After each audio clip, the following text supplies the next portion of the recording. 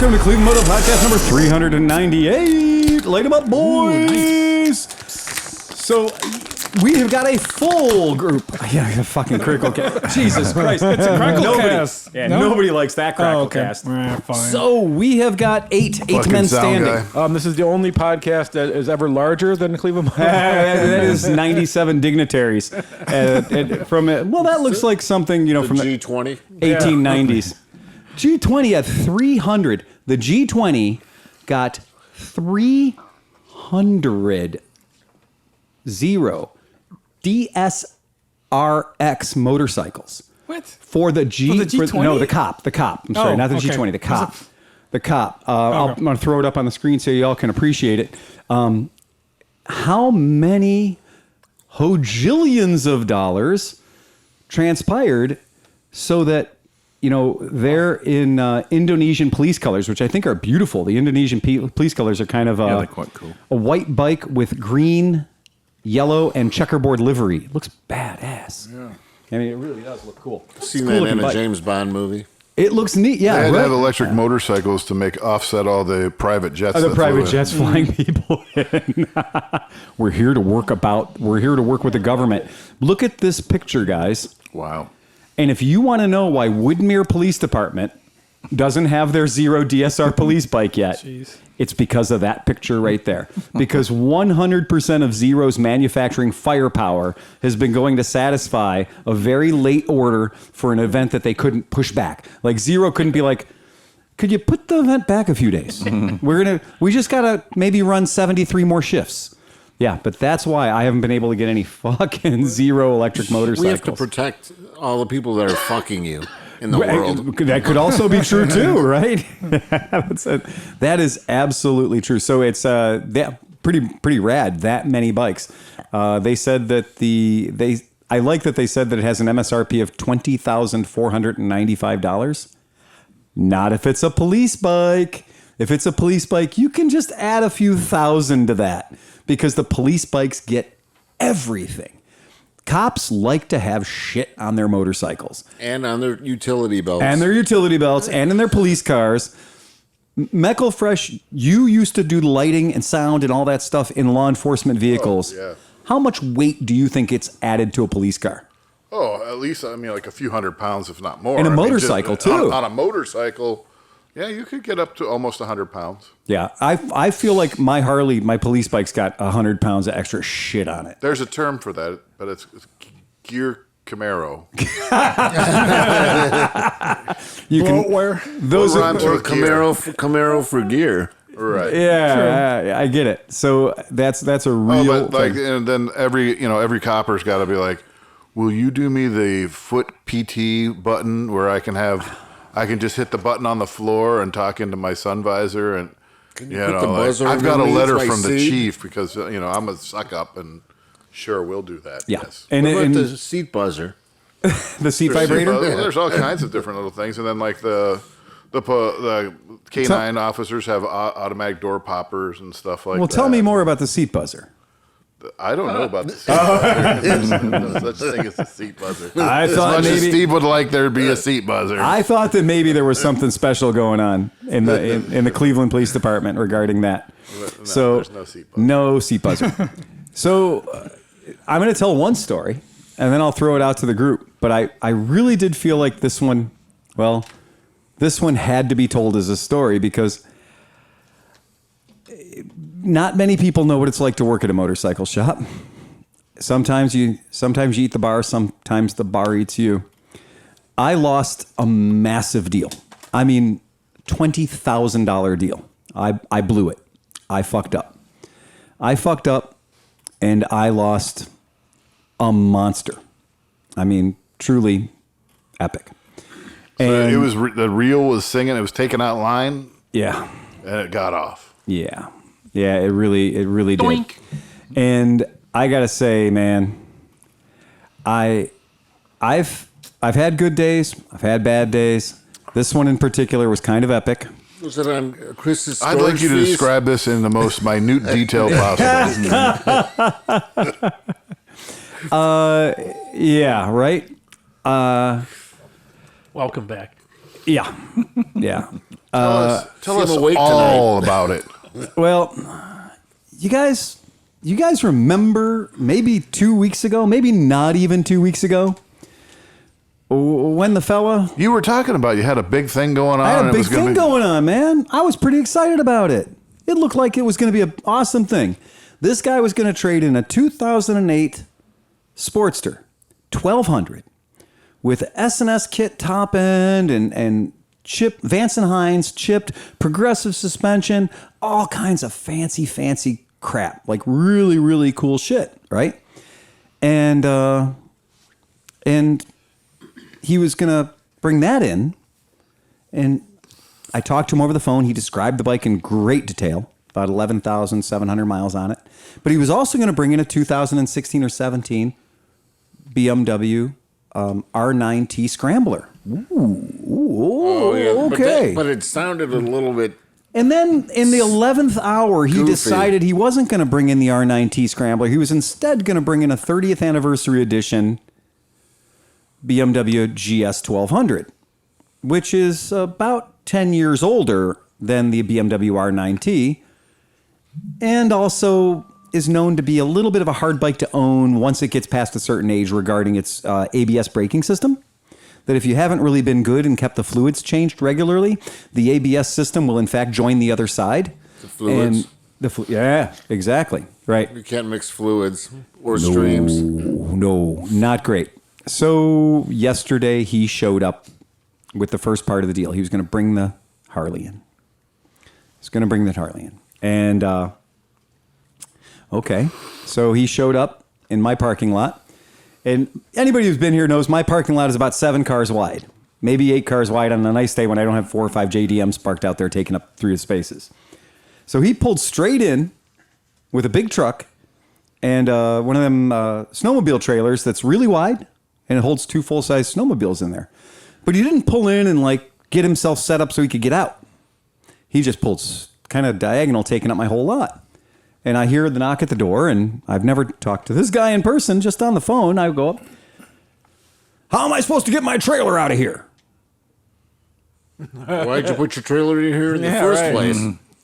It would have scoped it out first. Yeah. Interesting opener. An interesting opener to our relationship. How am I supposed to get my trailer out of here? Well, you can unload the bike, unhook the trailer. We'll turn it around. You turn your car around. We'll get it out of here. Don't worry about it. I've had my other lot cleaned right now. That's what all I anybody got. who wanted to give world-class customer service would have said. That's exactly right. Yeah. Right. Or you know what, John? Let me drive it, and I'll back it out. Indicate to him where the reverse gear Insurance selector company is. says no. I have backed out so many trailers out of this parking lot from people who showed up with a U-Haul or they rented too much They've trailer, never used one. and they've never had a trailer behind their vehicle before, and they whip in here, and I'm like, you know, You didn't leave yourself an out. no, you paint Hold yourself the into a bottom fucking of the corner. wheel, Right? and whatever way you turn it is No. the way the ass of the trailer goes. Look, that's a There's life. no simple rule that tells you how to. And you know what? maneuver That's a trailer. Steve. That's a life lesson, and we have about 2 minutes, right? So that takes a long time to learn that. Okay. Anyway, so he starts the relationship with that. The second thing is we open up the back of the thing, and as soon as I look in at this motorcycle, this 2008 Sportster, Upright still? it was, and it had that's a a good- lot of that's a straps on bonus. it. It had all the straps on it. Well done. It was upright. But I looked at it and I was like, ooh, bad sign. The back tire was well over 10 years old. It wasn't showing cords, but it was wooden colored. You know, like, you know how rubber looks when all the oils leach out of it? Yeah. And it's no longer black. It's like a gray color and shiny. And so there was a little bit of tread left, but it was mostly the shiny thing that concerned me. But that tread would have lasted you 100,000 That miles. was that was the equivalent of cobalt, right? I mean, on the Rockwell hardness scale, that tire's going to last forever. It's called age vulcanization. Die hard. That is it. So, man, you know, it wasn't a great launch. And then I helped him. He's not super young, fit guy, right? So I help him unload it. He's no cinch. No. So I help him unload it. We get it backed out. I'm looking over it, and I'm already like, Now, anybody who's been in this building knows that we have a 2008 Sportster over there in our lineup. Oh, yeah. It's got 18,600 miles on it. So a full 7,000 more miles than this guy's bike's got on it. And you could eat off of any surface of that bike. It is truly old man Harley Davidson owned. It's miraculous. Unfortunately, it's also an XL883C, which means it might as well be herpes. So it's beautiful, but do you really want to have it around for all the rest of your life? What's the C designation actually Big mean? wheel. So that means it's got the custom, which means it's got the big 21-inch pizza cutter out front. Oh, okay. Which is, by the way, useless for braking or turning. With that small of a bike, yeah. I've had those skip out from under me more than once on they're rapid acceleration or just normal acceleration. Yeah. And it's even better when it's got a Springer front end. When you have that wheel, you have the with a 21 inch Springer and a Springer. That shit is like a bag of wet cats. You are never getting that bike back. You're just along for the ride. And honestly, you're not driving too fast anyway. So, all right. I don't normally do this. I'm going to read you guys the entire email. Uh-oh. Okay. Was this like a after he flamer? left that day? You guys like hate mail, right? I love hate mail. Okay. So this is after you guys had the little discussion. He did try to bait and switch you a little bit. A little bit? Right. Remember that I had offered him over the phone $4,500 trade-in value for this motorcycle. So he described it as a beautiful one-of-kind customer. Whatever, right? It's fine. Cool. We're getting to that. Like chrome is all chromy, right? That's what he said. Hang in there, buddy. Oh, no. What a horrible day, Phil. When I arrived, you were aggressive, abrasive, and combative. Well, that sounds like you. Still the right man anyway, Check and check. Okay. Well, that's Michael Fresh. That's not. That was before we unloaded the bike. Your assessment was extreme, as all Harleys weep a bit of oil after 10 years. Not if they're haven't. It's kind of like anal leakage. Seepage. Hold on. You continued to argue every step of the encounter, even though I kept saying to you, I'm not arguing. I drove to Akron to pick up my old trailer from a friend, then to Jamestown, New York, back to your shop, now back to Jamestown, then back to Akron to drop off the trailer. That is 12 hours of driving. You know what I say to my kids when they give me some long excuse like that? Boo-hoo. My last experience at this dealership was fun and pleasant, but probably 8 years ago. So Maybe I'm getting a handy. Maybe my If encounter. that's what it takes to close the deal, ABC. wouldn't be the first time. Closing. Maybe my encounter was with a business partner. But if it was How do you think I got my job? both of them. Maybe my encounter was with a business partner. Sloppy Johnny. I'm just going to stop reading. It's just like, Yeah, right. This is not Mystery Science Theater It's 3000. not a comedy show, Right? dude. Right. That's his fault. Sorry. No. I'm quiet. That was your fault. Okay. Own it. All right. Maybe my encounter was with a business partner.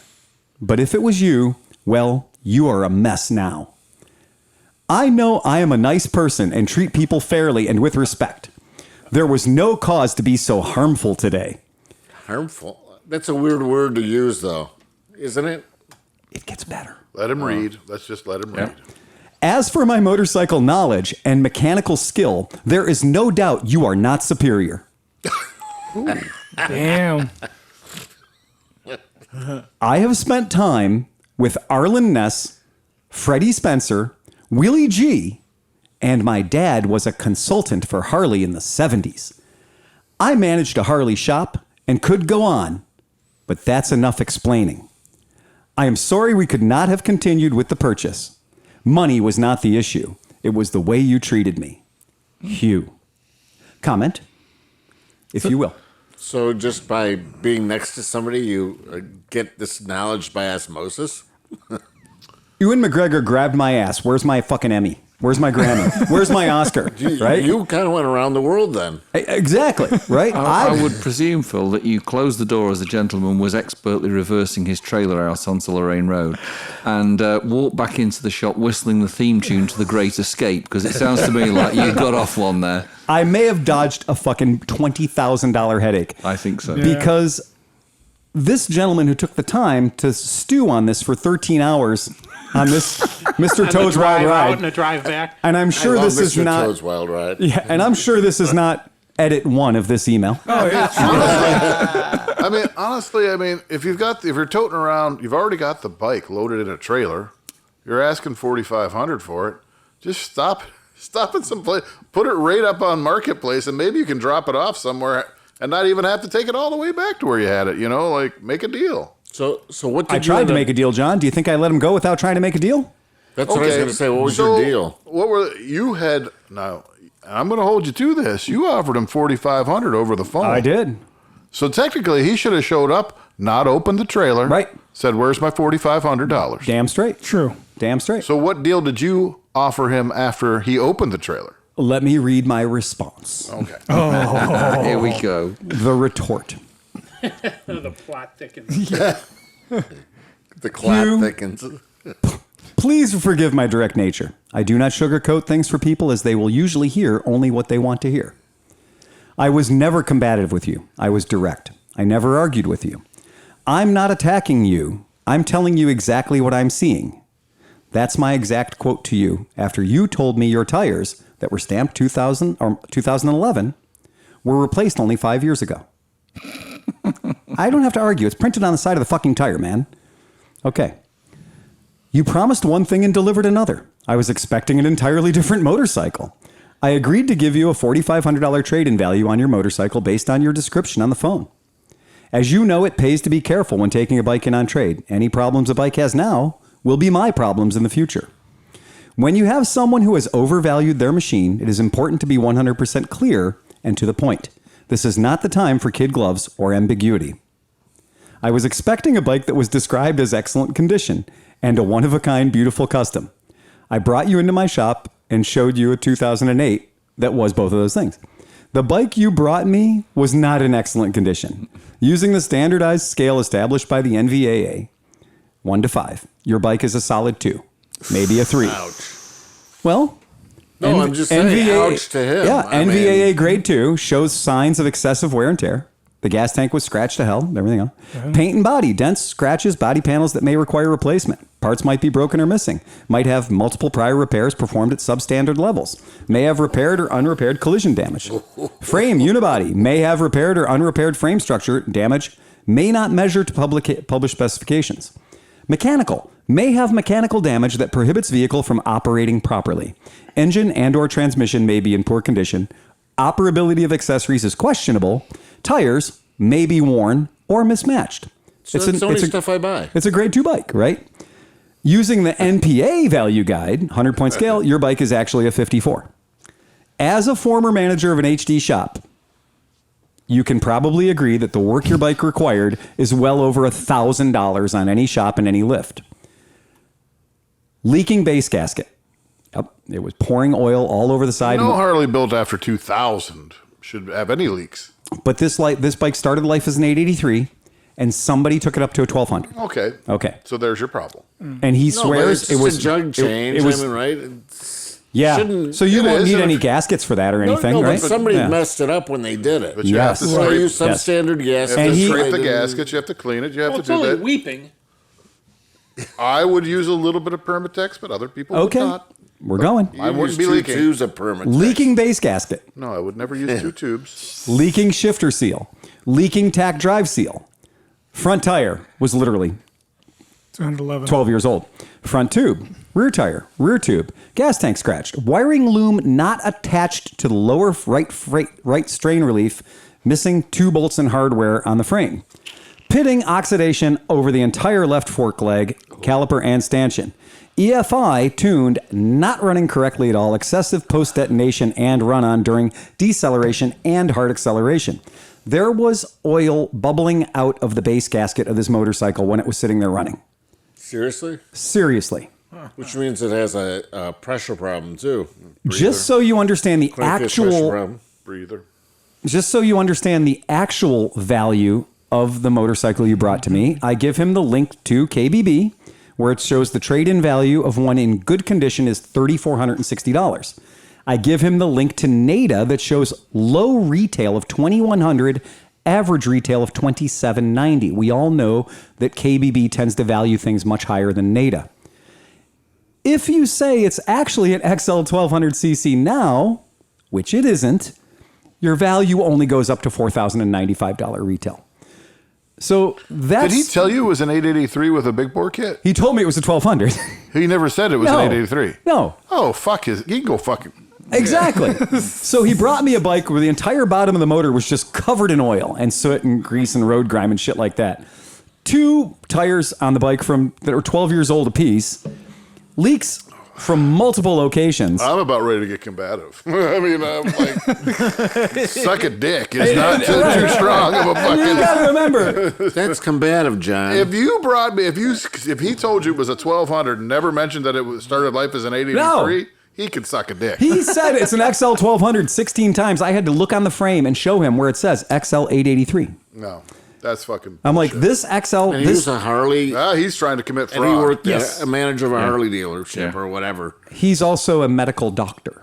Well, Right. Yeah, those two, I'll make sure I don't have careers any- blend beautifully, don't they? That's a logical progression, isn't it? From So in case you ever wondered what it's like to work in a shop, here's a guy that was going to use these 2 bikes, a Scrambler, an R9T Scrambler that apparently he has somewhere in some garage in Seattle, and then the aforementioned 1200 BMW, and then this Harley, which his description of this Harley was like it was a show bike. Right. He's like, I've gotten, this is the quote, over 10 times. He said, I've got receipts for over $12,000 in this bike. well, maybe he does because he's a fool in his money. But saw you coming. And I know how you spend your money now, because if you paid to have those top ends done, if you paid to have that 1200cc conversion done you rode it around as like an that? S&S, he says he only put 500 miles on the bike. I said, so this bike puked all that oil and picked up all that road grime in only 500 miles? That shit needs to go And back. he replaced that tire 5 years ago. I'm like, unless the guy sold you a 6-year-old tire, Probably. a 7-year-old tire 5 years ago, which may have happened. Yeah. Yeah. Sure. Yeah. I'm calling bullshit on the entire scenario. But the point being, at no point in our relationship did I ever say, I take all, I absorb every bike that shows up here. So it's funny because I told him, I was like, realistically, I'll give you 3,000, which is over KBB. And that's even high. Yeah. Yeah. It's over KBB. I'll give you 3K. And he was furious. It was it. I mean, that was it. And you nailed it, Nigel. I feel like I dodged a big hairy bullet. I feel like this guy, and I feel like that bike, if I would have sold that bike to somebody, and if it has only been 500 miles since that top end was would've installed, come back, yeah. I have a feeling that top end is going to escape that motor in the next couple of 100 miles. But can you imagine what the shape of the BMWs are in? Bingo. Good point. So what's the Right. point? I mean, Right. it's no deal for you if you're going to get I mean, two they might be shitty okay BMWs. because nobody's actually worked on them. Well, That's hold the on. thing, That too. would Yeah. be the only Don't- saving grace. Don't forget that his German mother from Berlin worked in the BMW factory. I forgot about He that. met Adolf Hitler personally, so he knows something about Volkswagens. Yeah, you know something about Well, Phil, all I can say is Oh, you my God. were either feeling that you had nothing else to do that you wrote in such a copious reply, and you were extremely restrained not beginning it with "Dear Dick," because that's where I would have started. I know. I I was felt kind of trying to stick up for the guy at the beginning, but then the 880, you're calling it a 1200 and never mentioned it's an 883. Fuck you. You're a loser. exactly, and that's what it comes down to. And this guy just feels like he was wronged, and He's probably all pissy because I drove 12 hours. I went and I got the bike. I thought we had a deal for 4,500. Give me- But at the end of the day, until you've shaken hands and money has changed hands, we can talk on the phone all we want. Well, and I love the way that in this conversation about him buying these bikes and this whole thing he's going to do, and he's going to use these bikes as his deposit. He doesn't need to put down any cash. He doesn't need to do that because he's giving me these bikes as deposit, and he's going to bring me the bike even though the Vespa GTSs haven't arrived yet. Oh, okay. Because he wants them out of his garage, kind of thing, right? Because he knows that Harley is running now. Yeah. But it might not be in 4 months, right? And he figures strike while the iron's hot and the bitch is running, I guess. barely running. But No. yeah, it did run like shit. It ran awful. But beyond all that, too, it's that arrogance in the deal where he's like, well, you're going to give me $4,500 for this Harley. And I'm like, I haven't seen it yet. I don't know what the fuck I'm going to give you. But bring it by and I'll take a look at it.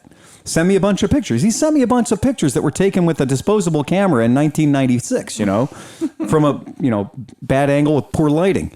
in a moving car. Right. The fact that you're Well, the progression of syphilis does affect the mental reasoning of. Yeah, I don't know what he's got going a on. doctor. Right, he is a doctor.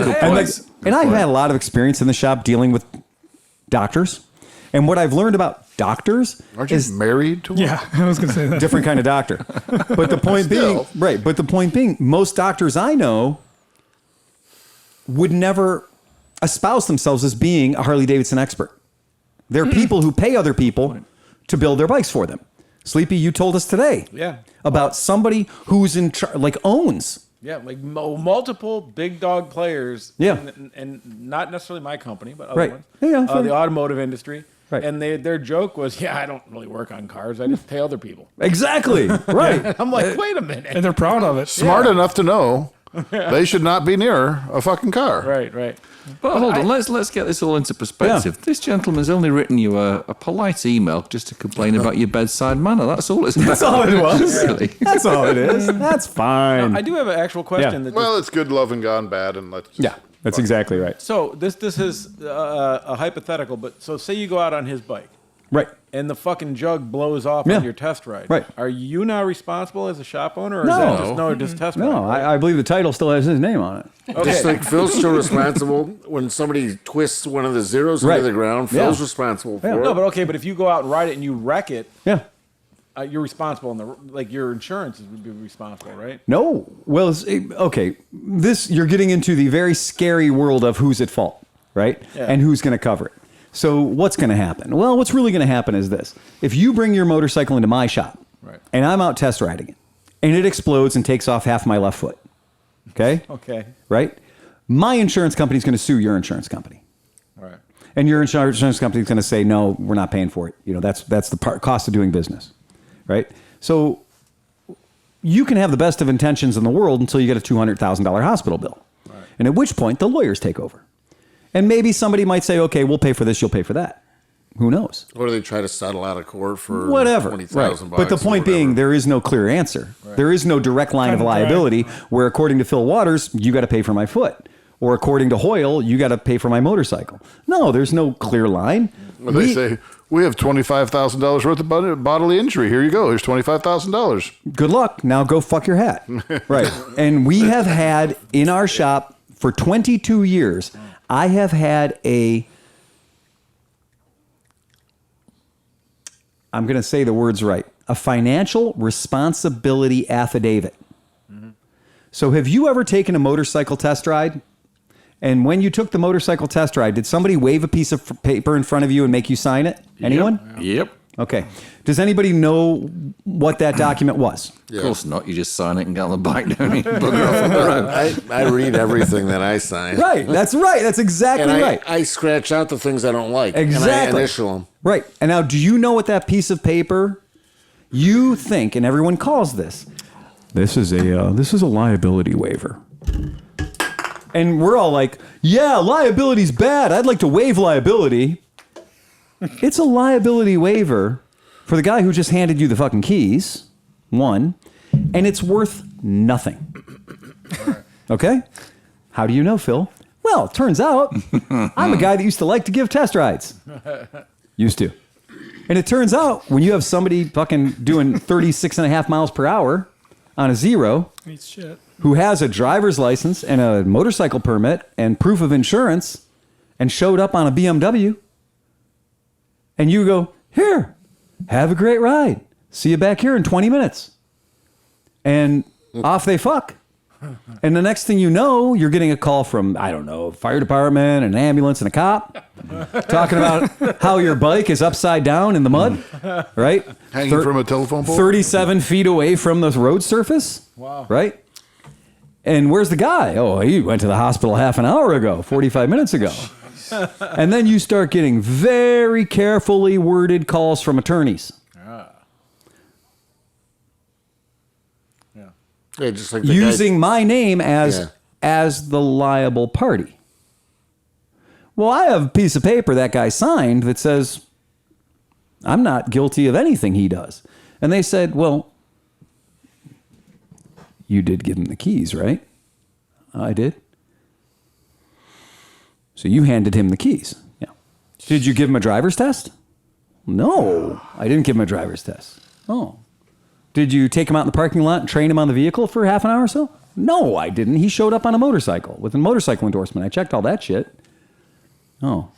So you gave a guy keys to a motorcycle he couldn't possibly be familiar with. But wait, there's more.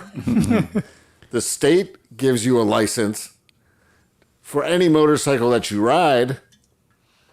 So you would think that if the state's giving you an endorsement for a motorcycle, and they don't say you are specifically forced to ride this specific motorcycle you came in on, and you have to get qualified like a plane, where you have to get qualified on each individual plane that you fly. Right. You're not getting qualified on each individual motorcycle you ride, but the state says you're qualified to ride any motorcycle above 50 cc's. I would argue that the threshold for riding a Zero is actually lower than a normal motorcycle because it does not have a clutch. Does not have a transmission. Yep. It's a twist and go scooter. Any imbecile should be able to ride it. I'll have my attorney contact you regarding that defense next time. I'll have my attorney contact you regarding that defense last time. I tried but your clients. In fact, many do. Right. Yeah. I tried but your client is an ignorant asshole who maybe shouldn't be on a bike at all, kind of thing. Or your client agreed to be financially responsible for any damage he did to my vehicle, and he signed his name with a picture of his driver's license and everything right on it. Yeah. And the lawyer says, yeah, but he didn't steal the keys from your shop. You gave but in Africa. Permission. Yeah. You gave him I'll give you the permission. keys too, right in your freaking retina. And the point is, that's where I gave him permission to ride it. I didn't give him permission to wreck it. Yep. Well, that's believe me. So what the term that they're going to use for you is very simple. They're going to say, well, we're just calling you as a courtesy. Yeah. Because we just thought you should know in case you wanted to settle out of court prior to this going to your insurance company. So it's intimidation. It's absolutely intimidation. Yeah. Meanwhile they're trying to shorten this experience as much as they can to get to the money. What they're hoping for is ultimately that you decide to be a big old prick about it, and that they go after your insurance company. Your insurance company goes, okay, well, this guy's probably going to trot out $1 million worth of expenses. So if we can settle for 40 or 50 grand, I think we can jack Waters' insurance payment up for about the next 40 years. Mm-hmm. Yeah, we'll get paid. It's not worth it. Yeah. And then it's not worth it to you. Believe me, my friend. If you own a business, don't ever make an insurance claim. No. Trust me. You could pay somebody off in fucking solid gold blowjobs. Do not, under any circumstances, say, well, it's okay. I'm going to file a claim with my insurance. I pay everybody off in cash. Because they'll take it 10 cents on the dollar. Do not ever let somebody, that's great. That's great. That's okay. I'll just file an insurance claim. No. The roof fell in. It's okay. I'll fix it myself. I'm going to pay it. No, and besides, you don't get busted for the printed money you gave them.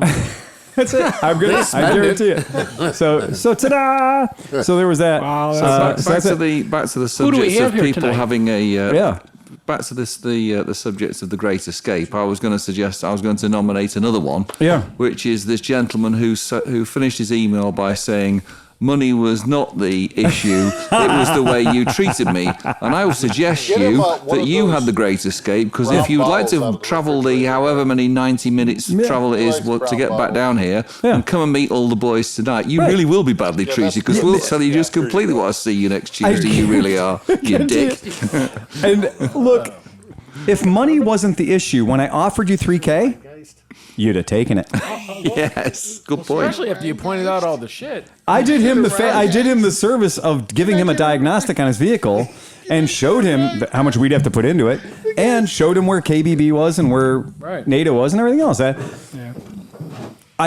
didn't say, get this piece of shit out of here, I don't ever want to see it again. I said, I got to put 1,000 into it before I can make 1,000 off of it. And you'd be lucky to move it. So if I got to put 1,000 into it before I can make 1,000 off of it, if I lined it up with my other 4 Harleys over there, it's going to be the only one with a puddle underneath it. And even Maybe a I have a puddle underneath me. nice. That's GSH. Grumpy Sewer Harley. It's also going to be the other one that was originally registered as a different motorcycle to Right. what it purports to be today. Well, that's the hilarious thing too. It's just like you really know how to say the word 1200. I got a Sportster 1200. I got a Sportster 1200. I got a Sportster 1200. You got an XL883 with the top end kit, bud. Yep. Yeah. You know, I mean. So got that on tape. It's like a that. Cleveland wide receiver. Yeah, he's right there, man. So that's cool. We were At least Deshaun will be in. Put your beer down. Jesus Christ! Don't spill beer on my brand new fancy You have carpet. a drinking problem. Yeah. I have a friend problem. Jesus Christ. Tell me about it. So, as many of our astute podcast listeners will note, we had a bit of a plan going that we were going to go to the Isle of Man this year, come late May, June. Yeah. And to my immediate left is Oscar. and Sleepy. and Dan Crocker. and Chris Smith. and Nigel? and Johnny Mac. and Johnny Mac. 2.0. Point you know, 5. you guys are danger close from the point where we have to separate you. I'm just sitting over here minding my own business. So we I I'm just guarantee sitting over here minding my own business. Oh, no. this is not going to be tedious at all.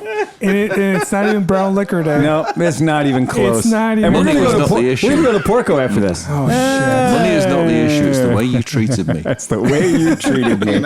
Okay, now. And first of Y'all all, settle anybody who down? ever says money's not the issue, fuck you. Fuck you. Money's always the issue. You want to know? Because if you have too much of it or too little of it, it's an issue. an issue. Yeah, that's exactly right. When you have too much of it, you turn into an asshole. Hey, When you have too little of it, so You're an asshole. you gotta roll an asshole to get some more. So, would you believe that mid-November, for an event that starts at the end of May, that 5 months, not enough time. Just not enough time, boys and girls. Yep. Not enough time. If you're thinking real hard about attending Isle of Man 2024, this would be a good time to start your planning. Well, that's what I was going to suggest. But if you're 2024. but if you're planning on attending 2023, see aforementioned hat, you are not going to have a great time. You're going to have a really, really great time. There is a Facebook page called Isle of Man TT/MGP Accommodation Search 2023. And every year that I've been paying attention, Oscar and I, we've gone to this Facebook page to see what happens for guys that maybe bought their tickets and maybe rented an Airbnb and maybe their cat died or maybe their fiance got angry or whatever, right? There's all kinds of reasons why people don't live up to the commitments they made, especially at this particular race, the Isle of Man TT, where people make their accommodations a year in advance, right? So we go to this thing and I'm going to say easily, okay, that going on Homestay, which is their version of Airbnb, going on books, booking.com or whatever, or going on just looking at hotels, you got to be at least 7 or 8 or 9 months early. You really do, in order to get anything resembling accommodation. Now, if you want to sleep in a doghouse, no kidding, it's a real doghouse. 4x8 sheet of plywood, 2 verticals on the side. It's basically it's a box. It's a box. And it has glamping. the glamping. Yes, Fucking yes, the glamping. We were just talking about today. They have these like parkas that for homeless people. Yeah. That the bottom like folds up in the back, and you can unfold it, and then you put your legs in and zip them up, and they're weatherproof, rainproof, Really? and everything. And you could sleep on the bus stop. do that for like 9 days. Sure, John. that sounds great. amazing. You don't need a bath or a shower or toilet. Yes. No, you hook the water bottle up here and it just drains down. It just to the drains bottom. right down, yeah. It will rain like at least a couple days, at least. So. What most of them are is Oh, jeez. a tent, right? Most of them are some sort of a tent with, teepee? a teepee or something with a couple of cots inside. Most of them are that. That's what you're getting. Or a veal calf crate. A lot of them really were plywood. A lot of them were pretty basic, pretty A shipping Spartan. container would be great. So thanks for mentioning that. Duke Travel. So in the Isle of Man, Duke is kind of like their thing. Like Duke is the provider of many profits and services for the thing. I think Jeff Duke made the most out of that, didn't Acme, he? like Acme for the coyote. Well, like all the videos are Duke, right? Yeah. Like somebody moved into like Duke got their claws in early with licensing and probably signed like a 300-year contract to be like the official media representative of Isle of Man TT. But I think they're also the official, portable radio thing for Isle of Man TT. I think they're also the official prostitution of Isle of Man TT. Or the official banger of... Yeah. So when you look at the things that are available and the packages that they're offering you, it is only next to World Cup on a level of complete bait and switchery. Like I paid $395 a night and you're in an IKEA bag. Like you are in cardboard, that kind of a thing. It is hilarious. 460 pounds per person per night to sleep in a lightly modified shipping container. Okay? Now, for That's a your good deal. 460 pounds per night, you get a lot of cool things. Right? Yeah. You get beer? Yeah, you don't. Well, you do. solar Well, hold on. charging You station for your can you phone? can sign up for what's called the Explorer package, and you can sign up for what's called the Taster package. But the Taster package is literally just 460 pounds a night. So I did. Sure, that's per night. Yes, it is.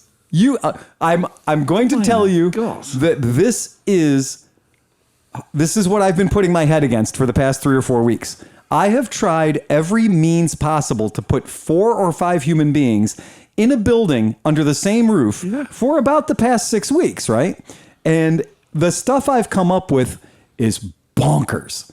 And even our old landlord offering us his 4-bedroom house for the princely sum of 450 pounds a night, that sounds like a great deal. Except for the fact that his house is basically not even on the same island as the fucking race. Right? Like, you need to buy a container today. Fill it full of beer and cigarettes. And bikes.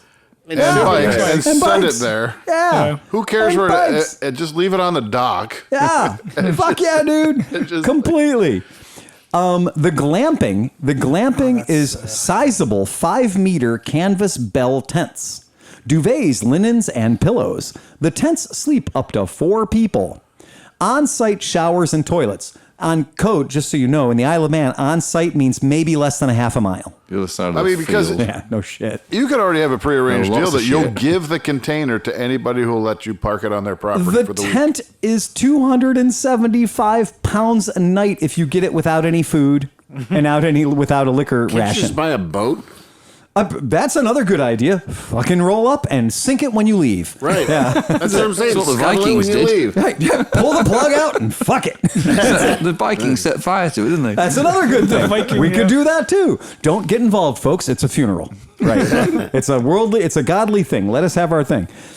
To be on the tent, to bring your own tent at some of these places, the Peel is to the Peel. Isle of Man as St. Louis is to the Pittsburgh Speedway. Okay? It ain't anywhere fucking close. Right? Opposite side of the island. It's from the Douglas. opposite side of the island. It's aside from making really small, inept, tiny cars, Peel's not there for much. Oscar and I took a really good picture there one year, but that was about it. Couple of nice pubs, that's about Couple it. of nice pubs. That's exactly right. So putting it together, letting people know it's fucking expensive. So I love these last minute travel sites. The last minute travel sites are all about guys that are straight up. They are going to do 2 things. One, they're sad they can't get their deposit back. And for the record, deposit, no. You pay for the whole thing up front. Every single place I looked for says, oh, this is great. You pay me half now, and you pay me the second half within 48 hours. Because you have 2 days to make up your mind. I mean, 2 days, you could sacrifice half your money. Not pay the rest when you've checked my place out and made sure it's not full of ringworm. Yeah, pay me now. I can't do it. This whole thing is hilarious. 600 pounds a night. Oh man, that's great.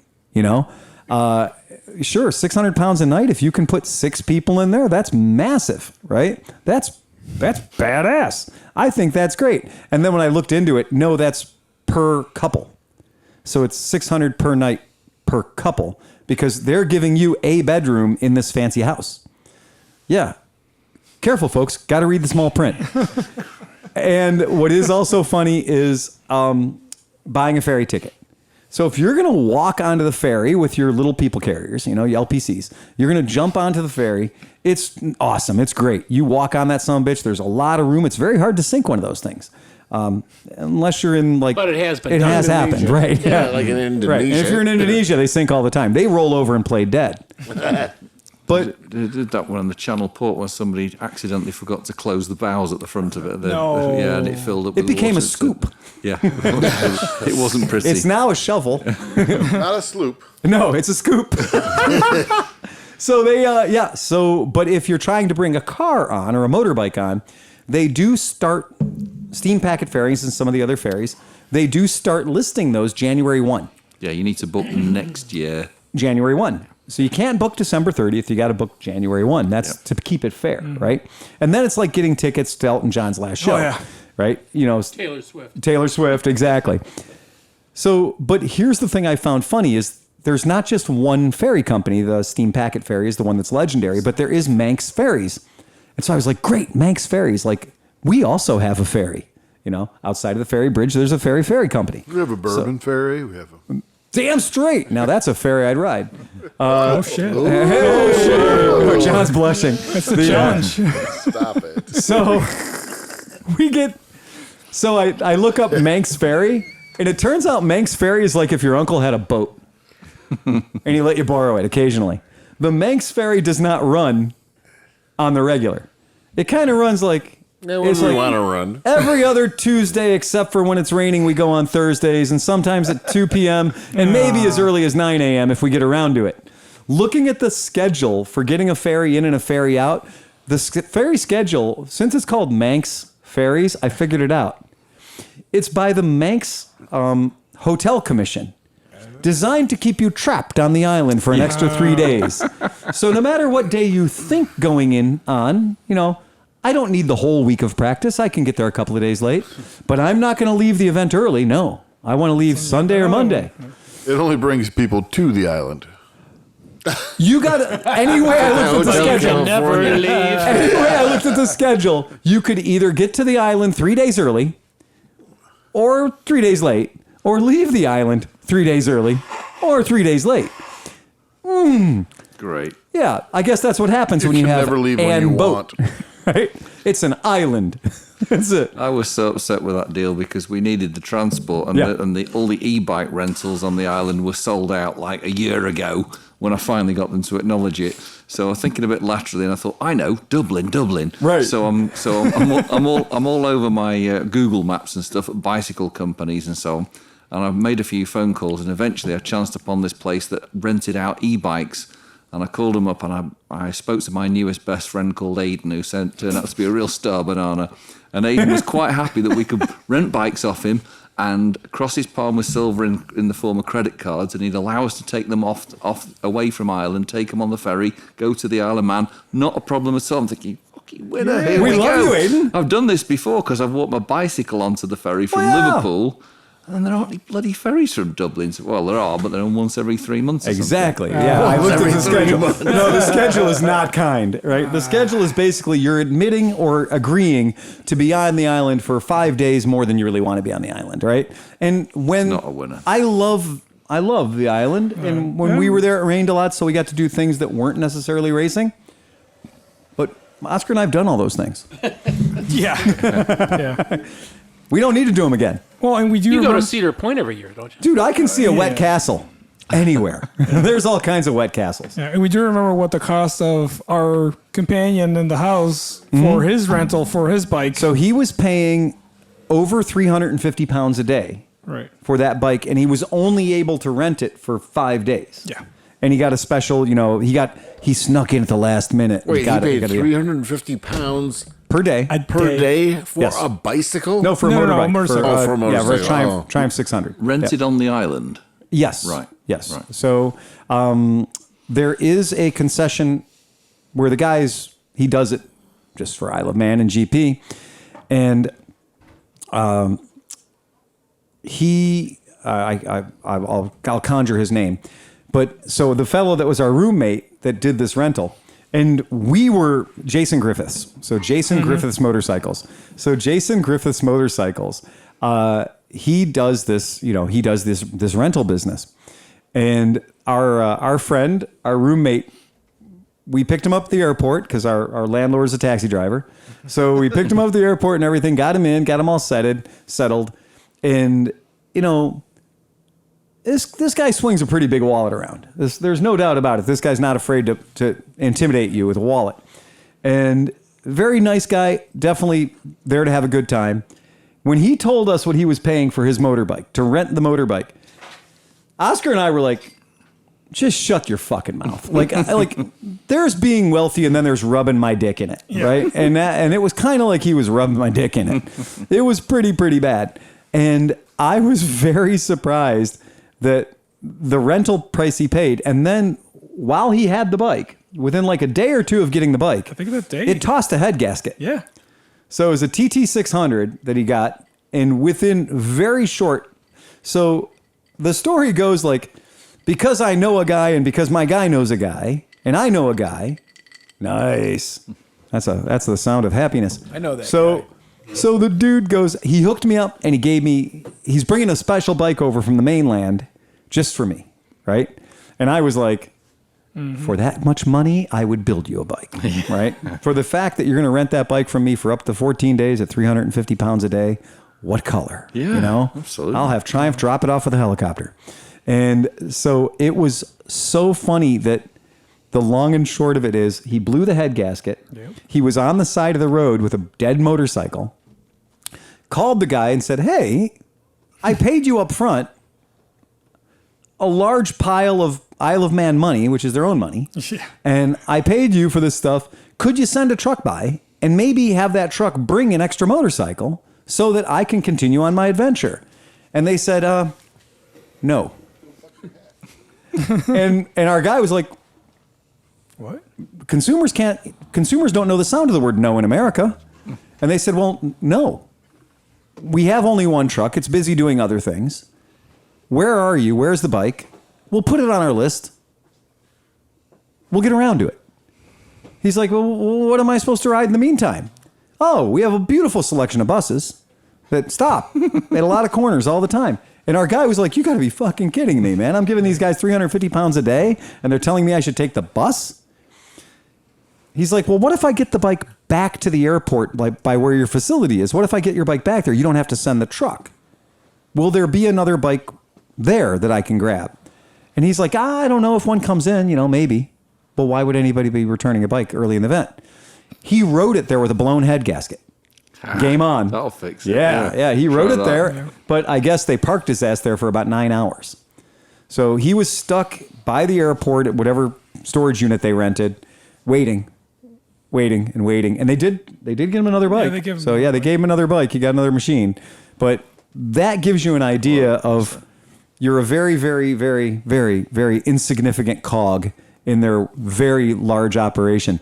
So it was pretty funny that when I started looking at their bike hire, this year to see what they were charging, he's clever. He doesn't put his prices Of course not. on there. Because TT Week's quite differently priced from the rest. That's right. Yeah. He makes it a point to not put his prices dead front and center. But remember, money was not the issue. It's money's price not per the issue. I would have given $350 for a week. It's Yeah. price per event. And so what I did check it out. So I did go to their website, and on their website it does say 250 pounds per single day, including VAT and comprehensive insurance. But if you contact them, they'll tell you that is absolutely not during the TT. That is not during MotoGP. It is not during the TT. Yeah. And I was like, you son of a bitch. So I think we're all looking forward to planning for 2024. Definitely. Yeah. We'll have things perfectly dialed in by then. I had an adventure in calling United Airlines and Lufthansa to ask them politely because according to their own advertising, if a people were a far rider, if people were bicyclists, you don't have to be gay, but it helps. Bike curious. People who are bike curious, but people that have bicycles do take them places. And it turns out these airlines are okay with that. Guilty as charged. I My dad know. used to go to Mallorca every year on a training camp with it. Yeah. Yeah. And you was put that? your bike in a bag or a bike in a box, and you can put it on the airplane, and they count that as one piece of checked baggage. Where'd Yep. you go? Wow. Mallorca and the piece. Balearic Islands in the Mediterranean. Just want to hear you say it again. It does sound better when he says it. John's filling up his spank. There's got bank. like 2 extra Y's in there and everything. Yeah. Right. Mallorca. It's written Majorca. Now it sounds even more exotic.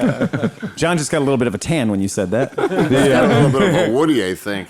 Now. I called United and I said, so let's talk about this bike in a box thing. And they said, yeah. I said, so what's the rules? And they said, well, I said, Bike two, what's the bike dimensions? So the guy gives me the dimensions from United. So I wrote down the dimensions. And I said, what's the maximum weight the bike is allowed to be? The box. What's the maximum weight it's allowed to be? And he goes, 50 pounds US. I said, okay, very Same good. as a suitcase. Very Yep. good. All right, 50 pounds, same as a suitcase. Right? I said, all right, very good. And I said, so you don't care if I have a ticket taking me from Cleveland, Ohio to the goddamn Isle of Man, no matter how many planes are involved, my bicycle is going to arrive at the Isle of Man.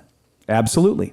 What if it has to get on somebody else's plane, like maybe Ryanair or Air Aegis or Air Lingus or Cunnilingus or whoever? What if we have to do that? And he goes, we will ship it through. The bike will make it there. We're the travel agents. We're the travel industry, my friend. We've been moving bicycles for hundreds of years. And he gave me that statement with like this extreme self-confidence. And I went, okay, thank you. Amazing. May I have your name? Okay. And I hung up and I called Lufthansa. And they said the same thing, but a little more forcefully. Wait, he said they've been moving bicycles for hundreds of years? Yeah, I'm pack- elaborating. No, but how do I'm they- elaborating. I want to know how they pack those bikes with the penny huge... farthings? Yeah. The big wheels. The big No, wheels. you have to Underneath remember, their dirigibles. you have to remember that the Wright brothers actually ran a bicycle shop, so they actually started very early, didn't they? Yeah. I think the Wright Flyer was half bicycle. It was. So there you go. Yeah. So I called Lufthansa, and Lufthansa says everything exactly the same. And I said, but are you going to tell me that my 50-pound box that measures in these dimensions, they gave me the weight in kilograms, and it was remarkably close to 50 pounds. So you're going to tell me that box is going to make it all the way onto the Isle of Man, even if we have to get onto another airplane in it's like Dublin or somewhere else. And it's a tiny ass fucking And plane. we've been on that plane. Yeah, it's a not a propeller. big plane. Yeah. We had to help start it last time. Yeah. So we got on the plane and they were like, you can't sit next to him. And they moved Yeah, they me. make you move, don't they? Yeah. Yeah, They moved weight- me. yeah, the they weight didn't move shift. him. Weight distributions. They yeah. moved me. Fuck you. You're calling me Right? They fat, told madam. Phil to I'd hold be the can of screwed. wolf juice. They're like, if that one slows down, hit it with a We're going to hand you this fuel pump. Right? That's it. Just don't No, stop they pumping. They handed him a big gulp of just aviation fuel. So Lufthansa goes, oh, let me call you back. So Lufthansa called me back because I called Aer Lingus and I called Ryanair. And of course, there's no humans. You can't get through to those companies. No. What about, were there any Germans? Germans. Well, the Lufthansa called me right the fuck back. Too bad there's not a Walmart on the island. You could just order a bike and pick it up there. So the closest thing they have is PJ Maxx, which is not TJ Maxx, Yeah, but it's the PJ same as Maxx. TJ Maxx. But anywho, so fucking Lufthansa calls me back. God bless him. Called me back and the guy goes, you weren't thinking about bringing an electrical bicycle, were you? How the fuck can you look into my brain, man? Like, this is a phone I'm talking to you on, right? Yeah. And I said, does it matter? Foiled again. And he goes, electric bicycles are absolutely not allowed. Well, And I said, well, hold on. What part of the electric bicycle is not allowed? the battery or the The bicycle. I said, no, the battery. bicycle. The battery or the motor or the what? Is the bicycle electric? Will the bicycle be electric? Has the bicycle been electric? Then it's not allowed. And I went, fuck. I guarantee you, if you take the lipos out, I believe that guy was combative. but I guarantee you, I'm calling him matter of fact. I've flown with Yeah. 6 20,000 milliamp 6S packs when I was doing work for the What's Discovery that, Flight Channel. 800?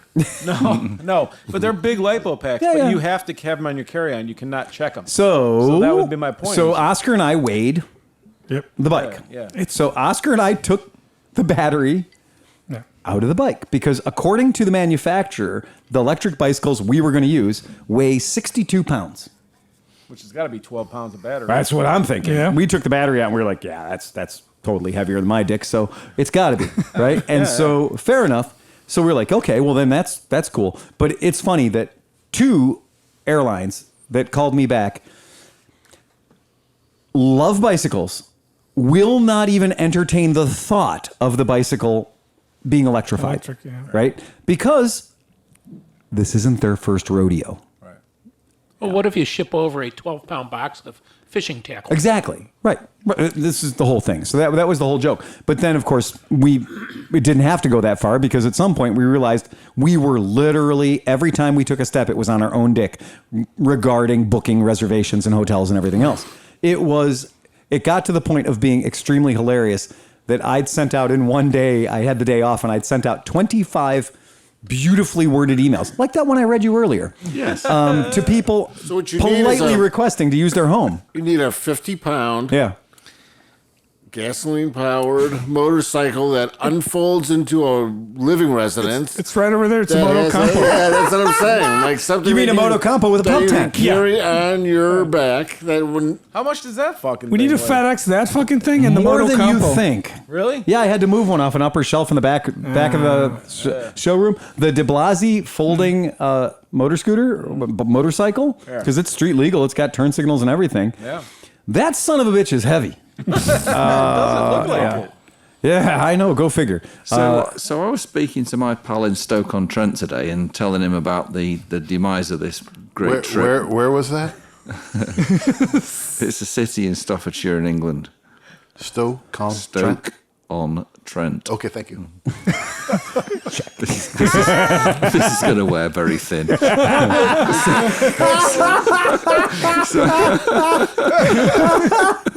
gonna get a German accent, or he's gonna start humping you. I was going to say, at this rate, one way or another, I'm going to end up fucking him. I'm not sure which way it's going to be. So anyway, I was saying to him, like, we were having all this trouble, blah, blah, blah, can't get e-bikes and all this crap.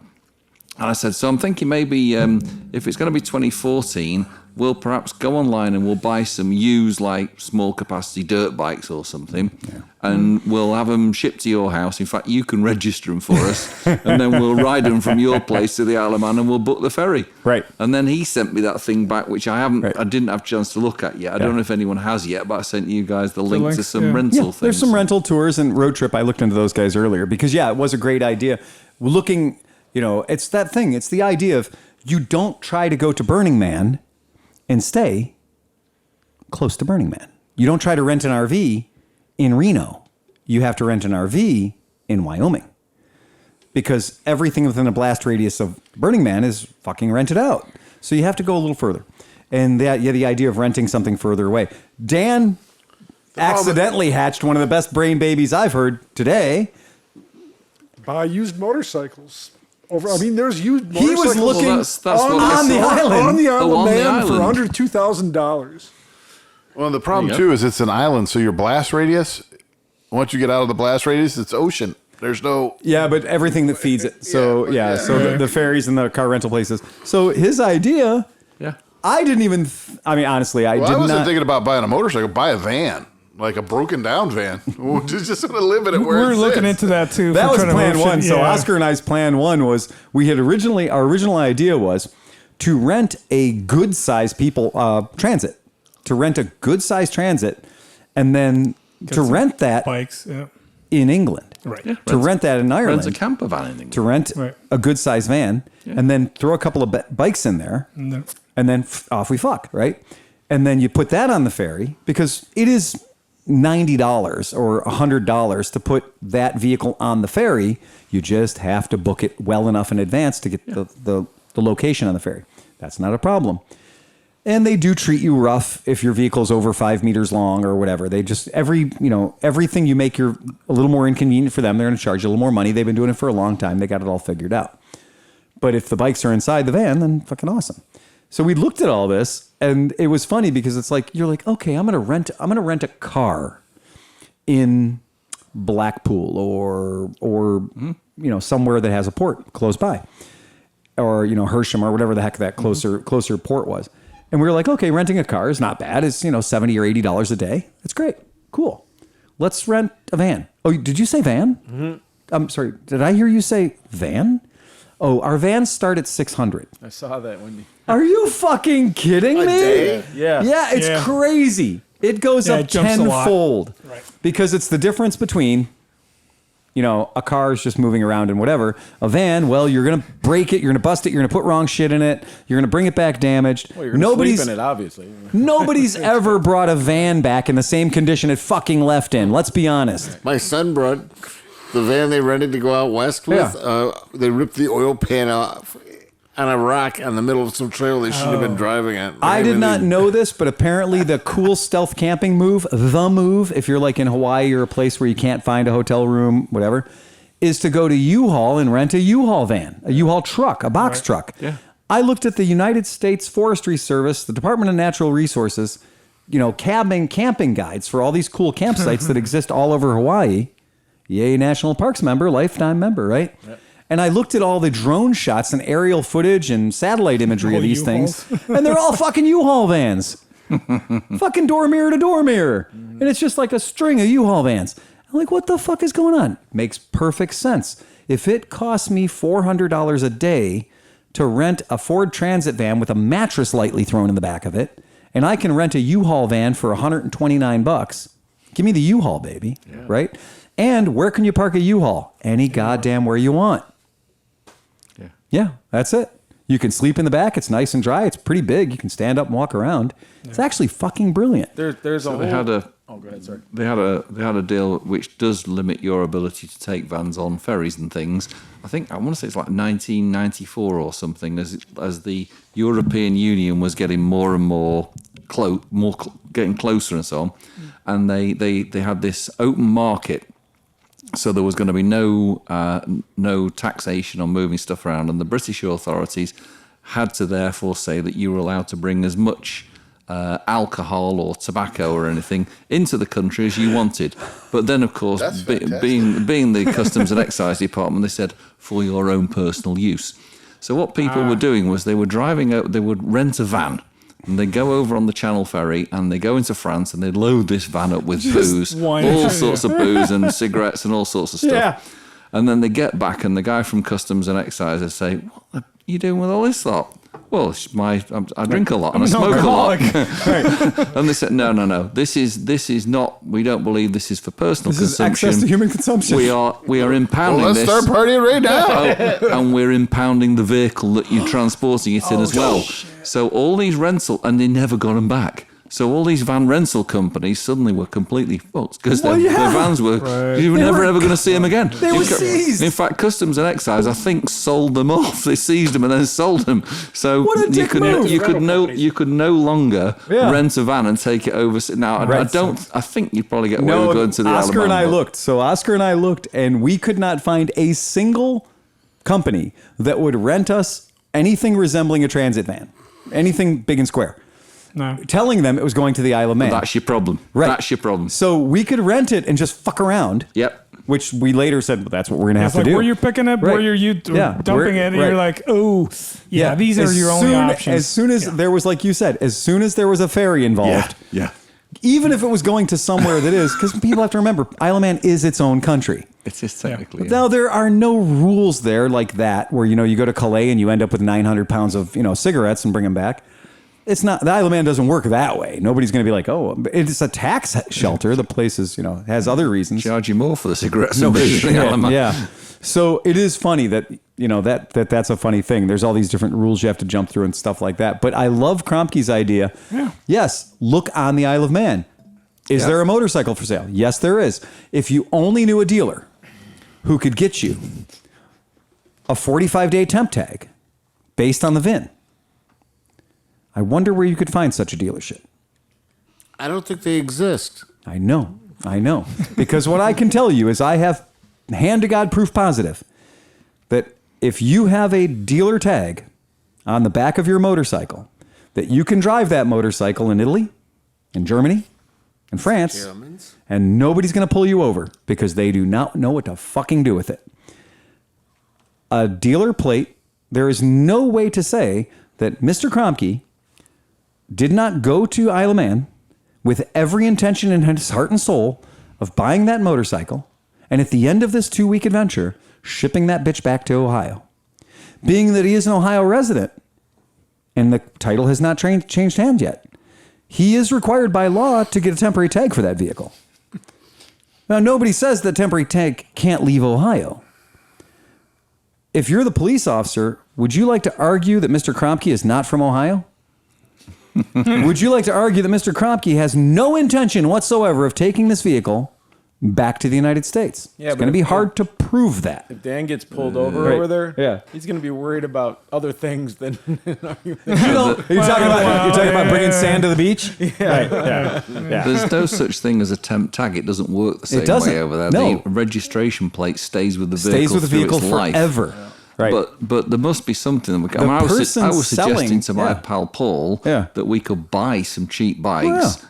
have them delivered to his house, store them in his barn. Keep 'em there, yeah. I actually still have, don't tell anybody, but I still have a British driving license as well, which is, you have to surrender that when you're leaving. And I have a motorcycle endorsement on it, so I could technically own and register any number of, and I'm also a UK citizen. Right. I could do all that. I mean, I just think like there's something in it for people who live on the Isle of Manx or the Isle of Man. Like, hey, I'm going to buy these motorcycles. You can keep them. You can ride them all year long. That was, I just need to be able to use them. Like, can you carve me a little 12 by 12 spot in the back of your yard? Right, exactly. Where I can put a hut Yep. with motorcycles. Yeah. And you can use that hut all year long for anything you want. Or you could use the motorcycles. You can use the motorcycles. I'd You be can so use- rich if that was the case, because I could run 20, or you could too. You run There 20 are- motorcycles, run 50 motorcycles, There it pays for them a all. lot of tax reasons to find yourself with a house on the Isle of Man. Oh, yeah. yeah. If you're a British person, if you're a British citizen, if you're an English citizen, there are a lot of really nice tax reasons why Jeremy Clarkson had a multi-million-dollar estate on the Isle of Man. It's not because he felt strongly about the Manx people, right? It's because he didn't have to pay any tax. What's the cheapest piece of property you could buy on the island? Not lot. A lot. yeah. There's no cheap piece. No, there's And the no other ghetto. thing We is, tried finding it. It wasn't one. Yeah. And the other thing is that land, it's just a completely different concept to what we're used to here. So even the chances of somebody having the room to allow you to build a shed to keep 3 Right. motorcycles in, nobody has that much spare land lying around unless they are some huge farm, Go down. owned a farm or... Yeah. Dig a tunnel underground. Yeah, that's what you need to do. Yeah, something Yeah, like that. this is this game in Little England. spider where hole with your Everybody in motorcycle in England it. is now building down. Down, yeah. So people in metropolitan area and stuff in London, Yeah. they can't build up anymore, right? You know, it says you can only have a 3-story, 3-flat or whatever up here, but everybody's building down, and they're coming across all these ancient Roman artifacts. Oh, But if you find one, you have to stop digging. So people are like, just put that over there. Yeah. I know it's a helmet. I Throw it know next that's strange. door. Just get rid of it. Can you crush it? Just get rid of it. Because if they find anything down there, guess what? You no longer have a subterranean rec room. But thinking of like the weather and how much Yeah. it rains, I mean, like going down can't like how. There's got to be just. I've been on the London Called a Underground. sump pump. I've been on the London Underground system, and I have been like, oh, that's interesting. or like over here, Yeah. you got a chump. A chump pump. 2 pump jump. But I was on one subway platform, on the underground. And I was like, I wonder how deep we are. And then I really went over and looked at it. I was like, Jesus Christ, we're like 13 levels deep. I had no idea we had traveled that low. Yeah. And so in a country that is an island and 2, rains a lot and is surrounded by water and has had notoriously sketchy plumbing, I was shocked that I could be that deep underground and still be Dry. Yeah, and then Renee and I opened up this little door that went to a spiral staircase in the London. It's like an emergency exit. Yeah. And it's this really cool old wrought iron staircase, rusty as fuck.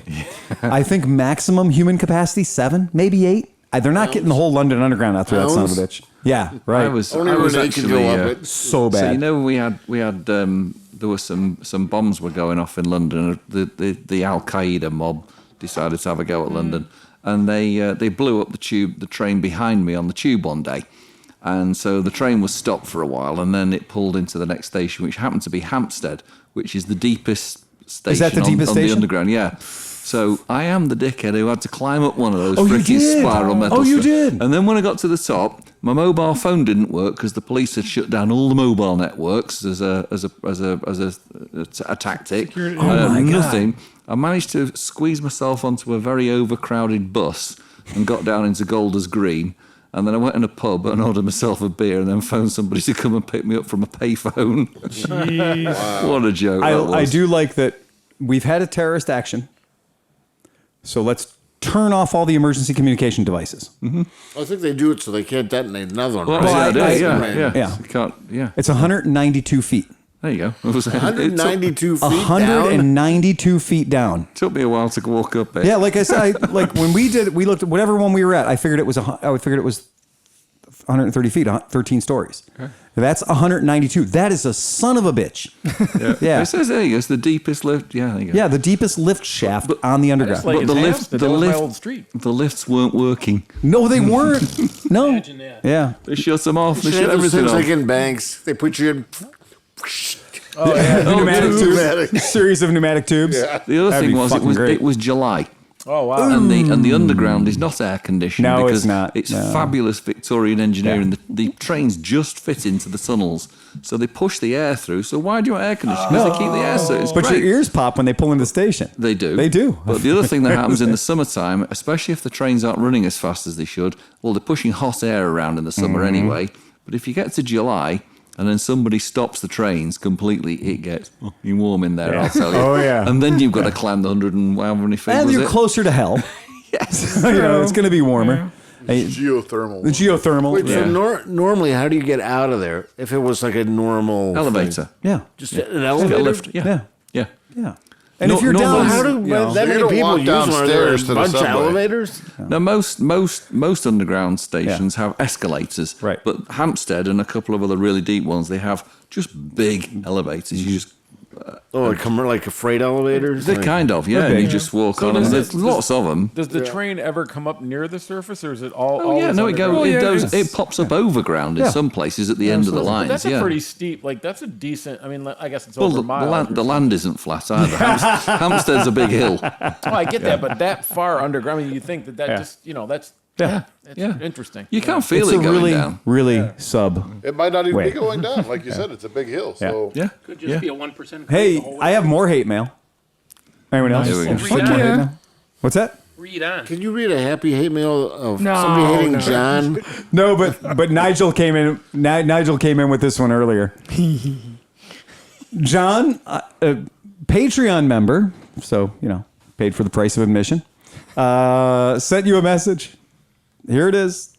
me? Was the Johnny Mac mic check at the beginning of episode 396 just a cruel joke?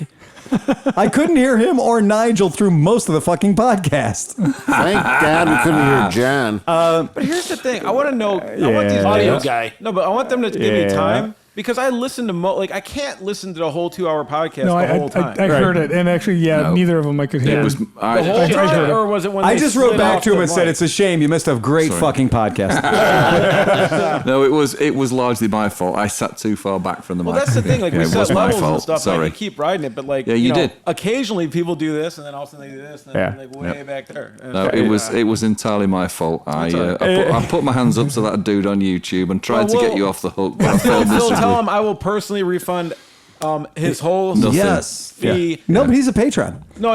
Yeah. I his don't think fee I that he was really paid on saying that YouTube. much in that Fee podcast. on YouTube. That I he think, paid wasn't that to the one watch. where I was asleep for most of it anyway? You might have been, yeah. Yeah. Right. But He didn't remember, admit it. the issue wasn't the money. But That's true. for every cloud, there's a silver lining. Okay. Every rose has its thorn. I'm going to let you know that Fox Moto Rent, God bless their souls, they have adjusted their Patreon membership from $14.50 Yeah. Canadian to $20 Canadian. Yeah. So fuck yeah. So take that. that's Let's because we all don't- have a drink on that. Have a drink on Fox Moto Rent. That's Yeah. only if you can. inflation. That's only if you can guarantee to mute out that fucker with the English accent in future. I always liked Canada. I look again. Aren't they part of your kingdom? Something like that. Yeah, I think we still own them. All I know is they were smart enough to make their weed federally legal. So Oh, nice. Right. Yeah. Well done. Hey, when Canada. can we get a sponsorship Sponsorship by Fleshlight. Oh yeah. You want that Kentucky Fried Hey, Chicken can I, one, don't you? You seen that thing? Can I take you back to our previous dilemma, because I might. Please do. You know, I always like to think outside the box and come up with something different. Right. Like let's get bikes in Dublin. I mean, handy tricks like that. Well, let's change the whole freaking scheme. Instead of going to the Isle of Man for the TT, Right. let's go to Northern Ireland for the Northwest 200, Right. which has recently been announced. I think it's like August, September time, something like that. Mm-hmm. Apparently my son might be getting married around then, but as long as that's about the only thing that will stop me going. But Ireland's a much bigger place. Yep. There'll be much less, Ireland much less Ireland pressure is a on it. larger place. Yeah. And a bunch of the riders from the Isle of Man actually ride also on the Absolutely. on It's the other proper one. road Yes. racing, and Yeah. we could go to Joey Dunlop's pub. Yep. We could go, so where they're all from, all the Dunlops and whatever. And there's lots of other interesting shit to do. The motorbike races are in the evenings, I think, generally.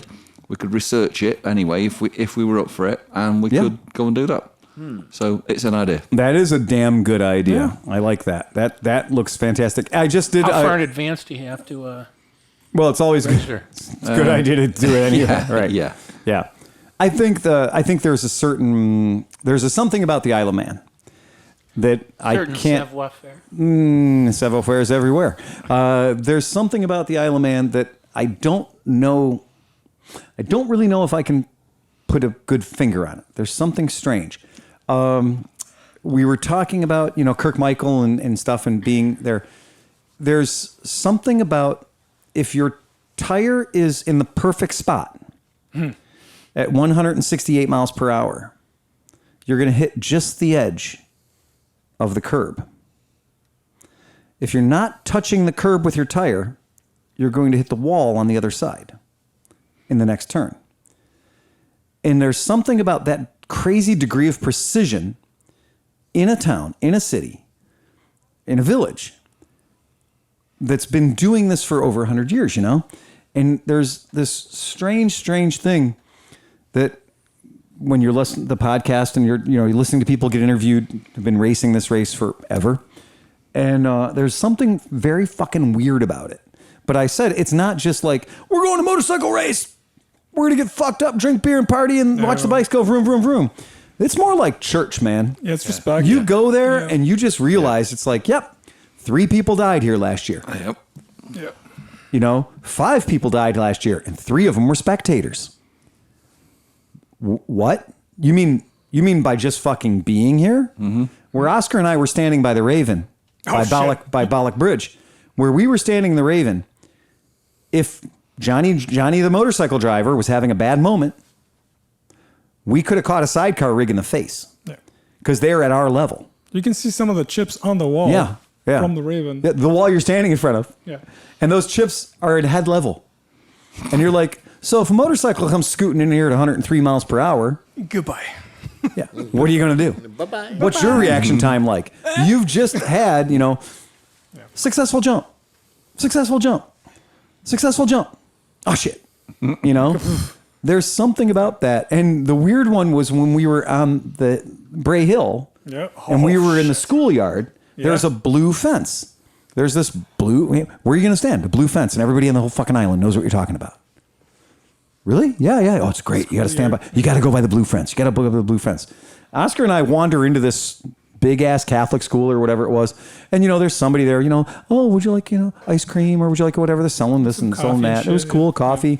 It's early, bloody fucking cold or whatever. And we're giving last rites to everybody who's standing there. And so we notice there's a tendency of people to fight for the spots that are right against the fence. And you're pushing your face through the fence hole like this. And I'm like, that's pretty good because there's no sidewalk. And then the race officials go by. Yeah. Because it's a 3/4 mile straight from the start finish line to where you are, and it's downhill. So everything's going about 1,000 miles an hour when it goes past you. And aside from the fence, nothing. I mean, you could just... Do you think anybody's holding their camera out to get the better shot? No. Nope. No way is anybody holding their camera out to get a better shot. You'd lose your fucking arm. we were in several places. There's no sign, there's no warning that tells you you're sitting on a sharp, pointy rock that was made into a wall by the Romans or somebody else that invaded that fucking country. Now, or mostly prisoners, but you're sitting there and you're going, this seems like a great spot. I can get my selfie stick and no. I can lean in hard and get no, you can't. Did I mention that 3 spectators died there? Yeah, because that's how it is. You don't want to figure out how far that guy is leaning and then have to explain to your friends why you can't count above the number 3 because you had somebody's awry fucking helmet. Your head versus an awry helmet. You're going to lose. And the guy's probably not, you're probably going to hurt that guy too. So there is that weird thing about the island is just like, just being there is dangerous. You know, I've never seen an event where just watching the motherfucker has killed 30 or 40 people. See, that would add like at Cedar Point, like maybe 1 out of every 1,000 guests should be killed. That already happens. I know. I'm just saying. It would be more interesting. It would be more thrilling. That's why the Germans bought back the dragster, right? They were like, I'm like, yeah, we can't have this. It's too litigious. And the Germans were like, we'll take that back now. Yeah, that's good. We're ready for that. Do not wash the seats. You know what's funny is we looked up our Patreons, Fox Moto Rent. Not too shabby. These dudes do a proper motorcycle rent business. Oh, in shit. addition to listening to the world's greatest motorcycle podcast. Fantastic. You Good can lads, you can rent all kinds of kick-ass bikes. You can rent an Africa Twin. Yeah, class. You can rent an Indian FTR 1200S and a couple of Harleys. You can rent a Super Tenere. 1200, 700? Tenere 700. Nice. Come on, man. Let's see what it costs. Let's see what it how costs. would we be fixed to have 3 of them for the beginning of May, sort of dropped off in the Isle of Man? I was going to say the same thing. Yeah. Yeah, but it's still $250 a day, man. Sorry. That's all Yeah, right. that's the way it goes. All right, so there you go. Or if somebody wants to start like, a twisted road or, whatever, kind of motorcycle spot. If you want to say like, I'm in the Isle of Man and I want to do a thing. I want to rent my motorcycle out. But there is something fucking cool about just being like, yeah, I made a deal with so-and-so over there. Yeah. I do think that as having traveled around Europe with an American license plate before in my vehicle, it does put you into a whole new class of invisibility to law enforcement. Yeah. Because cops are going to be like, I didn't see that. Nope. too much paperwork. Didn't fucking see that. Yeah. I don't, what color is Arkansas? Right? Yeah. Remember, they have a very simple license plate system. It's really simple. Yeah. And we don't. Right. Yeah. So the idea of a temporary tag in and of itself is a concept to any law enforcement official in the UK. It's fucking exotic and weird. Yeah. So your registration's made of paper. It is. For the next 44 days, it is. Yep. So what happens if you lose it? I can print out another one. That's the law. That's it. These are the kind of freedoms we get in the United States. God damn it. Don't you wish you'd have left when you had the chance? We got a whole thing going on over here. Your number plate has to have letters and numbers that conform to those exactly laid down in the construction and use regulations, and it has to be exactly just so. Yeah. And it has to be a reflective white if you're in a car with a front number plate, or a reflective yellow on the back, and it's only on the back on a motorcycle, of course.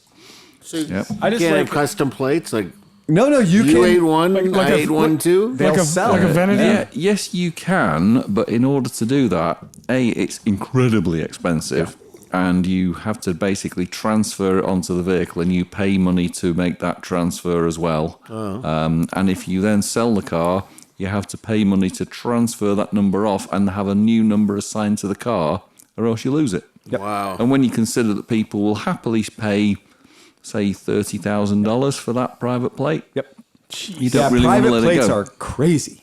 that's insane. Do you know, I don't know why we're talking about this now, because for some sick reason I was remembering something that just struck me as hilarious years ago. We were sitting in a bar joshing about, and one of our pals for his 21st, this guy was called Simon Jennings, and for his 21st birthday, his parents bought him the number plate SLJ2, which had obviously come off a very old car from the early days of motor cars. Yeah. So they'd obviously paid a hell of a lot of money for it. Yeah. Anyway, we were sitting around in this bar just fooling around and saying like, I quite fancy having a personal plate. What would you have? What would you have? What would you have? And everyone, we were trying to think of funny things, and my mate just goes, "I'll have SLJ1." How big are... You always see the pictures of the bikes over in England, and the plates on the bikes still are like 3 square feet of plate. Yeah.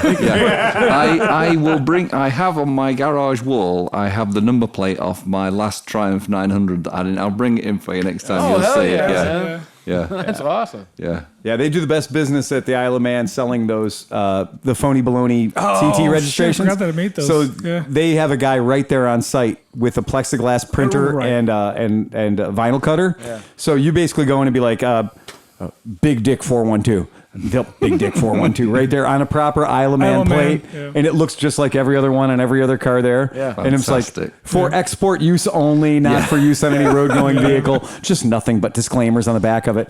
But they were straight up like, "What do you want? What do you? We don't care. This is leaving the island. Bring it on." Yeah. So I have one of our listeners and friends brought by a box of 1963 scooter magazines. So cool. They're so cool. So it's called Scooter and Three Wheelers. And what I figured out was by looking at a couple of them that they're pretty much, I think they're kind of made, I think they're part of Lambretta. I think Innocenti may have had something to do with this because it'll take if we want to speak Emma, we could say they'll take advertisements from anyone, but there is a preponderance. Greetings from Lambretta and Trojan. Trojan was the microcar that was sold by Innocenti before they did the minis, before they started But look at copying the minis. design work, man. It's so Yeah. good. Thinking that there was no computer. There was no computer. Yeah. Right. It's beautiful and the whole thing. Now, but I'm going to pass this over to Nigel because I have questions.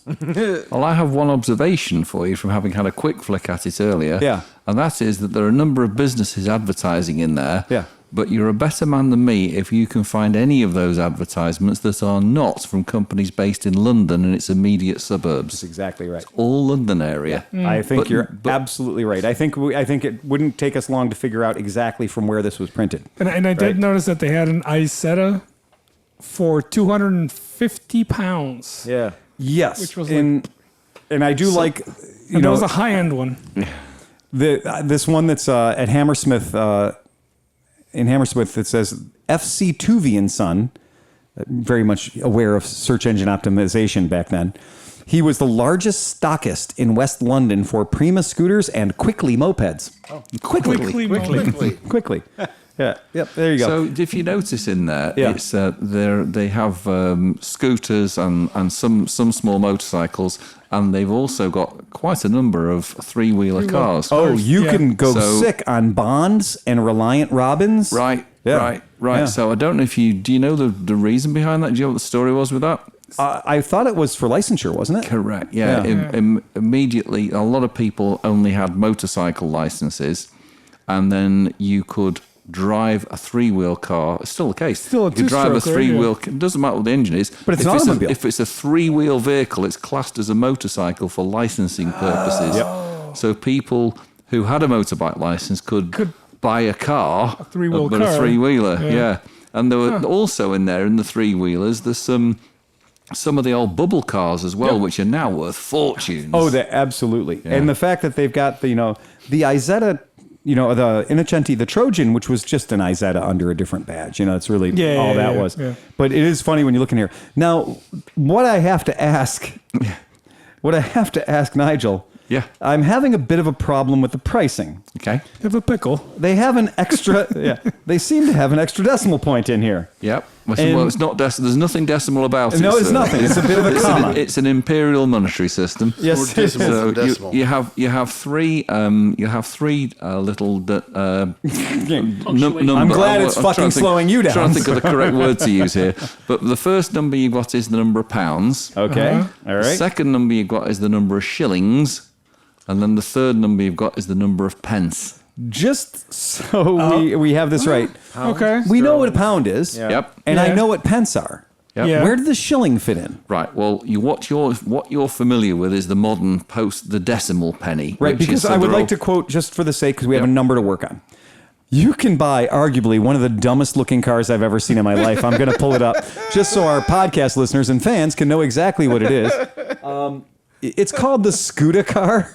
And That was cool. not to pull any punches, but if you sneezed Oh yeah. hard, I would drive that thing. you'd crash the fuck out of this car. True. This is, and by the way, it also, I've had zits that looked better than this car.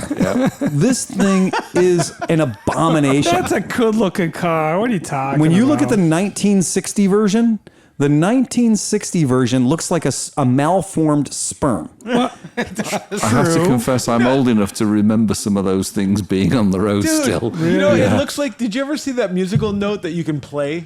Like it's like the. It looks like if you just put a stem on it, that's the musical I note. know exactly what you're talking about. Yeah. This can only be described as tragic. Just imagine if you would, you're going to a job interview. Kind of looks like the peel. And it does. It looks like everything Peel ever built. This is what happens if Peel says, "I've heard of this thing called aerodynamics." And whereas a Peel will fit in an elevator, square, this yeah. is a big car. Yes. Like this is But it has the not same shape. as It tiny looks as a like Peel. it might be able to float. It looks like if you hit the brakes really hard, she's going all the way over. Oh, yeah. All the way over. Or if you did drive it into the water. whiskey on it. Right. Yeah. But So my old man it's told me a awful. cracking one afternoon. He used to walk to the post box up at the top of the road, and on the main road that came round past our house, there was a slight bend, and as it went round. So he's on there posting his letters one afternoon, and a Reliant Robin came up. The little Reliant Robin van came up the road, and it took the bend a bit too quickly and flipped over on its side. And three big lads piled out the back of it, turned it back on its wheels, and jumped in and set off again. Of course. That was the best in Top Gear when Yes. Jeremy Clarkson came down just rolling the fucking thing. Can you give me a push?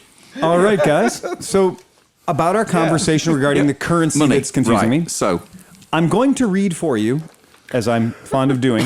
I'm going to read for you the article or the advertisement for the new D-Lux Scooter Car Twin that has this lovely lady leaning against it. And again, it's this piece of shit. Okay.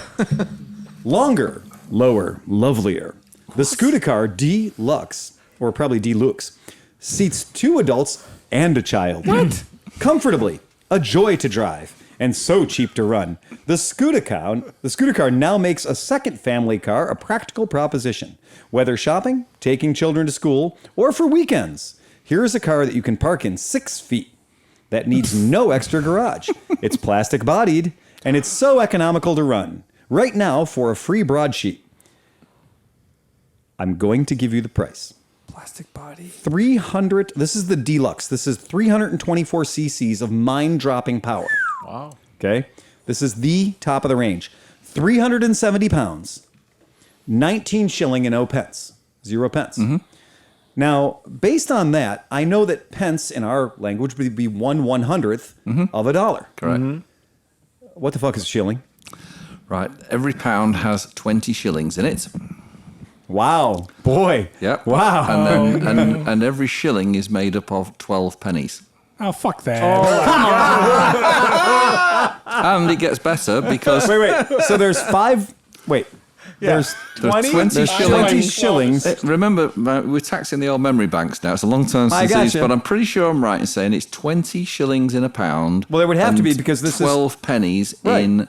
So the colloquialism for a shilling was a bob. I remember like a 10 bob note is like half a pound. 10 shillings. It's half a pound. The Yeah, money was, right. this is so long ago. Money was so much more valuable then. You had a pound note, but you also had a half a pound note, a 10 shilling note. Okay. But also because the money had been in circulation the system had been going for so long, like a shilling used to be worth a lot of money, and a 2 shilling. You said there's 20 shillings per pound. Per pound. Correct. Yeah. But that would have bought you quite a lot back in the day. So there's But they also- 240 Pence. pence Pennies. Per pound. per pound. I don't know. My maths isn't that good. Well, I mean, suppose so there is. Yeah. there's suppose 20 there is. times 12, right? Well, it gets better than that as well because we also had halfpennies or half pennies as well. Oh, And we had threepennies or 3 pennies. A threepenny had this funny, like about a 9-sided coin It's a famous thing in football or soccer, as you know, where people, when he goes to head the ball and it goes off at a stupid angle, they say, got a head like a threepenny bit. And we used to have, there were farthings a long time ago. That was my next question. So now this I've is heard this, of that. this I've heard of predates me farthings. by a long way. I was dead. They died out before I was ever born. But the famous old bicycle that you were talking about before, with the big wheels and the little penny farthing, because right. the old penny was quite a large coin. The new pennies are tiny. Oh shit! That's because the wheels and the. Oh wow! I never got that. Yeah, penny, All right. farthing, Yeah. penny, yeah. But another thing that's weird about it, when you see it written down there, Phil, if they're referencing pennies, like nowadays, the symbol for a penny, if something was 10pence, you'd write it down as 10p. Makes sense, doesn't it? Right. Oh no, in that days, it was 10d. Don't ask me why. Lowercase d. No surprise now. Bizarre. We had such an easy fucking time beating you guys. Imagine what fun it was when You guys were all trying to figure out your paycheck, and we sank your Navy. No, you didn't have a chance because everybody was shit at maths because you had to be. Yeah. That's how we could calculate anything. The metric system and what happened with the currency? I mean, what that makes no sense. No. We didn't have the metric system at all. No. Everything was the imperial. Imperial we stuff. invented the you're right. imperial. Yeah. It was those The reason we those still have a foreign. foot Well, is that's why because of you- these guys. Well, that's why you're fucked. Those foreign Johnnies on the other okay, side of the so water that so- use this metric What crap. about weight? What about weight? Weight. the Well, stones? I still weigh myself in different units to you. I weigh myself in stone rather than right. in So how, pound. how many American pounds is a stone? You mean 14. kilograms? 14. Of the pound is the same. An imperial pound is the same as an American pound. It's 14. Right. And there's 14 of them in a stone. Right. Okay. Yeah. Yeah. So, just for fun, then, What about distance? Like in the fathoms? magazine miles. from 1963, to fuck your world up a little bit more, for the three-wheeler driver who wants to keep his sixpences and shillings handy for parking There meters, you are. there is the Turner meter bank keyring attachment. And it literally does say a variety of finishes at 3 shilling 9 pence, but it says 9D. There you Fucking go. goddamn. Nailed He it. thought I was making this shit up. I did, but I wanted to ask you about it because seriously, looking at this, it was impossible for me to determine the value of things, knowing that in the form. I lived in Africa where the smallest unit wasn't a penny; it was a millim. It was 1/1000th of a dinara. So a piece of currency that floated, a coin that floated. That gives you an idea of how invested So they how were. much in it. was that again? What? That was 19. This is 1963. No, that vehicle. the car. right The there car? Well, the car was was 396 pounds or something. Yeah. Yeah. That car, I'm sorry, that car is 370 pounds. 370 pounds. Right. Okay. Yeah. Yeah. So, I mean, Which in depending in 1963 pounds. it would probably have been Steve wants one. about $4 to ugly. the pound in those days. Yeah. Yeah. It was Yeah. a lot pretty more high than it is then. now. Yeah. Yeah. It's just shocking to me. And, Yeah. when we, getting an archival item like this, that's hilarious. That was probably distributed free. No, it was, Subscription. one shilling. shilling. Yeah. So it has something that looks like the one got very excited. Yes. It's one with a bit of an apostrophe after it, and that's 1 shilling. Because at It's so first I was long like ago. 1 pound, and I was like, no, this can't be 1 pound. If you said to me, So you get 20 of those for a pound. Write down 1 shilling for me. Right. I couldn't have done that for you. It's so long ago, I'd forgotten it. Yeah. It's a semicolon, So upside down. farthing is a fraction of a pence. I'm sorry. A farthing. A farthing is a fraction of a penny. Yeah, it's like about a farthing. I honestly can't, it predates me, but it's about a quarter of a penny or something like that. I think. The whole idea, though, of a pence being, 12 to the shilling. Yeah. And the Then shilling 20. being 20 to the pound, just being like, oh, a pence is 1/240th of a pound. it's Well, that's a random. nice, Just The that's a German- nice square No, number to well, base everything. yeah. The Germans would not like that. No. Everything was in fractions, and I remember it didn't convert nicely. No, I'm and sure it doesn't. It was an incredible opportunity for people to ramp up inflation hugely when they priced goods that have been in imperial money to metricated money. Yeah. And a lot of coins had dual purpose. So, for example, a shilling could be traded for the same amount as the new 5-pence piece. Oh, shit. So, and if you just do it doesn't actually quite equate. No, it's it a doesn't. Real, it's There's a a real sloppy fix. in there, yeah. Yeah. And I remember somewhere or other, I've got a little selection pack of brand new currency from when it first came out. We were bought this as a special gift as kids. Because you have the new currency. My grandmother, who was quite an elderly lady in the early 70s, couldn't get her head round new money at all. Poor lady, she was completely screwed with it. We have those mint sets. And you guys were mint sets and completely proof screwed sets. with the euro too. So Oh no, we never went with the They euro. never did the Never euro. did the euro. No, One of the wisest decisions ever. I like Scotland today is very much. Scotland is like, well, we went along with the Brexit thing because, but then they changed the rules. And so right now Scotland is sitting there going, we want independence now. They're literally, they signed a contract, and like 6 months after they signed the contract, everything they agreed to in the contract was now null and void by the people they signed the contract to. And it is the craziest thing due to Brexit. Due to Brexit, it's made the Scottish people have a real problem with representation. And it's... Well, it is a big subject. It's massive. There's the famous Midlothian question, which is why are there members of Parliament in Scotland who represent Scottish constituencies and can vote on Scottish issues, and only they can vote on Scottish issues, but they can also sit in Westminster and vote on issues affecting England. Right. Yep. But English MPs can't vote on issues. They can't in vote on Scotland. Scottish issues. Right. Yeah. And so, as the average English taxpayer, you think, "What the fuck, guys? I mean, we're keeping those bastards afloat anyway." So. I keep on when I was looking at airfare and everything else, I kept forgetting about the whole Northern Ireland thing, and I did because living here, we don't face it every single day. Yeah. Because of course, when one of us says, "Well, we're flying into that airport," where's that airport? It's in Ireland. Not really. And it's like, oh shit, I forgot. It's a different country. Yeah. It's a totally different country. But that's one of the downsides to the Brexit thing, because they've done a really nice job, and it's pretty cool in Europe. The way you can just basically drive straight through borders without even slowing down, and they managed to get that in Ireland. But now with Brexit, all that's apparently got a bit screwed up, and it is a bit difficult. And also, the Scots, for example, you were saying about, they'd done a really nice job in terms of using the European Union, the positive benefits. So you go to in England, all the roads are potholed to hell. You go to Spain, and the roads are like billiard tables. Yeah, they're fantastic, perfectly glass. Yeah. Absolutely magic. All paid for by the European Union. That's right. So and the Scots were getting all sorts of nice roads and things done. They were doing it well, but now all that's kind of drying up. So. I happened to live in Germany before the wall came down. When if you wanted to go to Czechoslovakia, or if you wanted to go to a country that you could see from there, you might have to go through 2 or 3 checkpoints.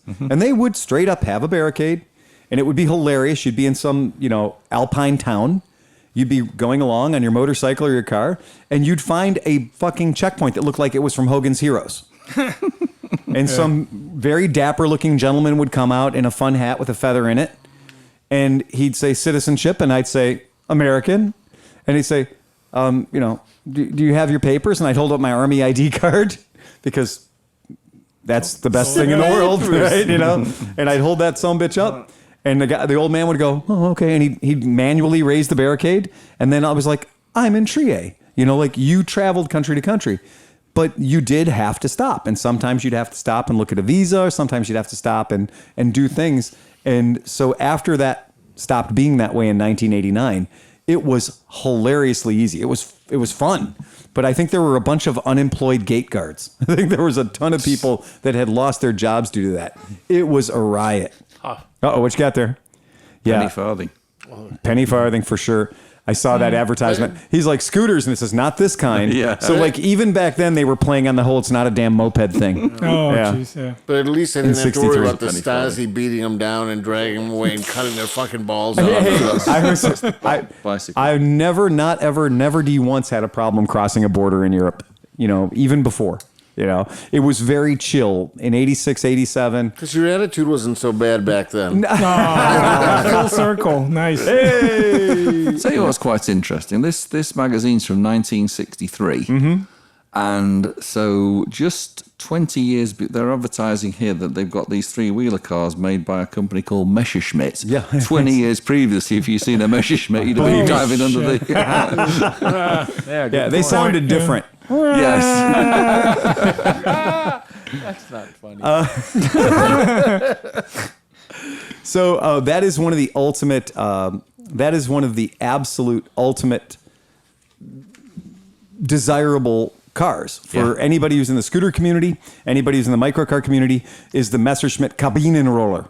Okay. And I'll give you a chance to say that again because it's fucking awesome. Kabinenroller, which it means it's a cabin, like a motorcycle, like an airplane cabin on an airplane fuselage, but it's a cabin roller. So roller in Europe means motorcycle or scooter, right? So motor roller is motor scooter.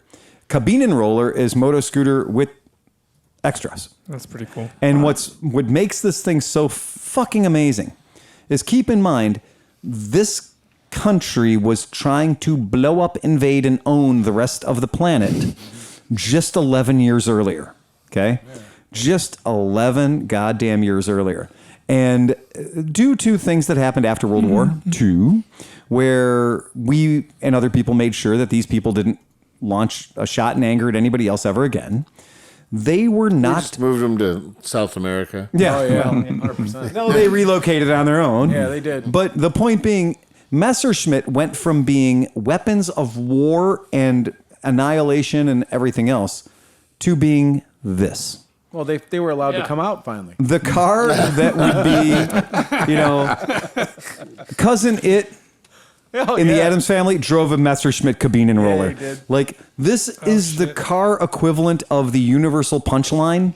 If you ever need to send a particular message about somebody, you use this particular car. But you know what? The top of that car looks exactly like, do you remember the Ed Roth model with the German helmet or whatever? It looks exactly like that. Well, yeah. I mean, come on. I seem to remember a lot of those had a rag top back in the day as well. Absolutely. Yeah. Yep. And the BMW one, the whole front of it. Now, opened. that's what we're going to talk about next. Right, yeah. So the BMW Isetta it came in a few different flavors. Now, is it? When you That's say it. with the Z, is that because that's the way you say it in Germany? Or? Isetta, it's just how you say it. Okay. Isetta, yeah. I always said Isetta. Some had one wheel, some had two wheels in the back. And so that's how to know your Isetta, right? Too far away. Yeah, knowing your Isetta is a big deal.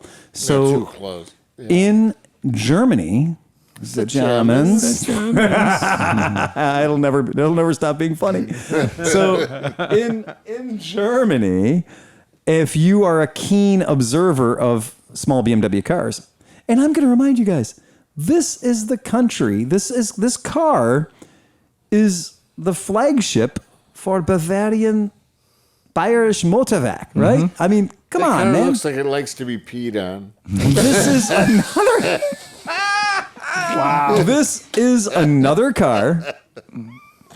This is another car that seriously came from a company that built weapons of murder and mass destruction. Okay, so they built that car. It went from BMW airplanes to going, right? Barely. The symbol is supposed to be a propeller. But You look look up at a this. 507. This is the limousine. I shit you not. This is the limousine. You're going to notice one thing that's missing on the side of this limousine. Doors. Because to get to the back of this vehicle, guess what you have to do? The front. You have to go in through the front, right? So that's how it works. That's a modern interpretation of it. But yes, the front end of a BMW Isetta opens. But what's fun about the BMW opening is the steering wheel goes out there with it. Mm-hmm. Getting in and out of a BMW Isetta is like a woman going to her OBGYN. It ain't fucking pretty. And the gear shift's over here. There too. is absolutely, and the gear shift's by your left thigh. But at least as a man driving one of those, you couldn't be accused of being a backdoor merchant, could you? No, I restored one of these for a guy years and years and years ago. And it is amazing how much money people will pour into these. Now, talking about four wheels versus three wheels. So every BMW Isetta we've seen a picture of so far has been four wheels, right? So every BMW we've seen so far is four wheels. But wait, they did make them with three wheels. And the reason they made them for 3 wheels is exactly what you were talking about earlier. Taking a wheel off the back now means you can drive it without a special endorsement. So now you can drive it with a lower level of license or no license, and level of insurance goes down dramatically. So a 4-wheeled BMW, 4-wheeled Isetta, parts of the world that have motorcycle license or cars, you have to have a car license to drive it. 3-wheeled Isetta, it's a, what do they call it? It's a loophole. It's a loophole finder. Why wouldn't they have put, like, you know, a wide car tire on the back? Like, you know, Didn't like need to. Just tub it out. Hey, Steve, 7 Horsepower. Yeah. Wouldn't have the you're power not to using drive. So that one And wasn't, a it wasn't 300 rolling. cc. It Right. had half a BMW, like, Yeah. it's always like an R26 motor. Yeah, it's Or 27 remarkably. motors. It's a Can I just comment They really though hook up. lest we get too carried away with laughing at the state the Germans were in at that time. They only had 800 pounds of steel left. My country folk, you couldn't actually buy a car in England. Well, they were on special allocation because everything had to be exported. Because at the end of the Second World War, Britain was in such a freaking mess. They had to export or die. I've seen photographs of Manchester docks with lines and lines of Nash Metropolitan cars lined up there, and 100% of them were going on ships to come over here. They had to export them. You couldn't. They wouldn't allow you to buy one in the UK. They had Now, to export was the Nash made in the UK? Yes. Was that built in the Yep. UK? Yeah. It was a particularly crappy car, but it was. I think it was. I'm not sure if it where it was designed, but that Metropolitan was built in Britain for American. Yeah, that dude. I The forgot one about tank that one. trip guy. Yeah, Neil Zurcher. Zurcher's one tax trip. But I'm going Used to tell to you. offset the Lend-Lease Act. Yeah, that's exactly Look right. at Yeah, you. yeah. BMW made the Isetta, but they also made the 507. Right. And Yes, the 507 is fantastic. one of the most beautiful cars ever made. Yes. Here's a little interesting story from my past. 1957, my father was, 17 years old and liked street rods and was a big greaser asshole. Look at the flamed out one. Yeah. So my dad's never been less than 6'4" and 350 pounds, ever. Like that was high school, right? Now imagine my father. Did I tell you how big he was? It's pretty easy, right? So if you could didn't. imagine how big my dad is, and then my mom, she's no dainty flower. And so my dad had a turquoise and white 1957 Nash Metropolitan Oh no. with the Continental kit on the back, and a 265-pound wife, 6'1", Smushed in there. and a Saint Bernard. And a Saint Bernard. Oh my goodness. And my neighbor tells stories about they used to stand around outside and wait until my mom, dad, and Saint Bernard had to get out of the car, and that it was a big deal. And then after he had the 57, I think after 57 he bought this. They were all soft tops. All the ones he had were soft top, and he got a 61 that was yellow and white. So he got a yellow and white 61 after he had the 57, which was turquoise and white. Now, this from a man who's, by any definition, a bear of a man, who's had a 50 Merc and had all these amazing giant American muscle cars. Had a 66 Dodge Charger, the whole thing. And I said, what was going through your fucking head when you got into your fucking weird thing with like the Nash? Like when you got into the whole Nash thing, you were already like, he's like, it was a weird little car. You could buy it for about $300 because 5 years old, they had no value. Once this thing was 5 or 6 years old, it had no fucking value. He says, for running around town and just, running errands and groceries and shit, it's a great little car. And I'm like, but you can't fit in it, right? Look at me today. You guys ever see me drive to work? I get out of cars that are smaller than my pants, right? The midget Yes. too. The midget. Look, apparently, even That though I is do more not like a have, Messerschmitt. I do not have any genetic attachment to my father who did 2 Nash Metropolitans, but in fact, it did carried through. Yeah. Nurture is better than nature, as it turns out. Why would anybody think that I would be interested in little tiny cars from other countries? Turns out, yep, Apple doesn't fall far from that tree. And Easy it's for me to say. just as BMW were building that fabulous 507, at the 507 same time they were BMW. building those little things. Yeah. In 1961, whilst they were making Nash Metropolitans, down in Coventry, Jaguar were making this thing called an E-Type. I know. So... Yeah. Oh, Yeah, it is a really, when you consider beautiful. some of that stuff, when you consider... That's what the Z8 was meant to be, right? A reissue of that. Yes, it was. Right, That was what it was. That was the intention. My boss at the recording studio I worked at bought it when it came out, and I got to watch it delivered. Yeah. And that car was beautiful. It is man. so That funny Z8 when was you fucking- consider. That's why this is a fun appreciation of England type day, but it is hilarious when you look at some of the amazing things. As far as the needle can swing to the left, it can also swing to the right. And there's been some great things, and there's been some absolute fucking trash, man. There's a particular museum that we went to in the industrial district in Isle of Man. Big, giant, ridiculous museum, and actually has a B-17 engine there that's a cutaway. It's one of the best cutaways I've ever seen in my life. And you can press a button, and a very small electric motor will take this 16-cylinder radial engine through its stroke and everything. And you can sit there and watch all the valves open and close. It's fucking amazing. I shot a 3-minute video, mesmerized of just this thing just running. And this particular museum, it's as though somebody says, we've got a 167,000 square foot building. I would like everyone on the island to bring your shit. And it is bring your shit. There's a hot rod peel there with a 500cc 2-stroke engine in it with cheater slicks and everything else on it. It's crazy what's in that museum. There's a station wagon with no less than 16 doors. There's weird Winnebagos. There's weird RVs. There's half airplanes turned into cars and everything else. It was one of the most epic museums I've ever been to, where you walk into this thing and you're like, this is going to be a trip. And then you're 3 hours into it and you're like, I wasn't prepared. Wow. I was not prepared for this, because that whole island has a certain affinity for motorsport. And apparently, you said the end of Suzuki and MotoGP, they're crushing motorcycles. Mm-hmm. I think that 98% of those motorcycles end up at the Isle of Man. Because I did not realize that one place that's 37 miles around could have 47 motorcycle museums. Wow. Apparently, a race motorcycle never left that fucking island. Because you go into one motorcycle museum and you're like, oh my God, that's Michael Dunlop's first bike. You go into another motorcycle museum, that's Joey Dunlop's first bike. And what do you got in this one? Oh, that's all the other Dunlop's first bike. And what do you got here? Oh, this is Mike Halewood's 37th bike. They're everywhere. I don't know if there's a rule that once you ship something out of the Isle of Man, you're not allowed to ship it off, or if they have particularly tough customs rules regarding exit of the island. Oh, so I see you brought your BMW race team. You won't be leaving with all of it, right?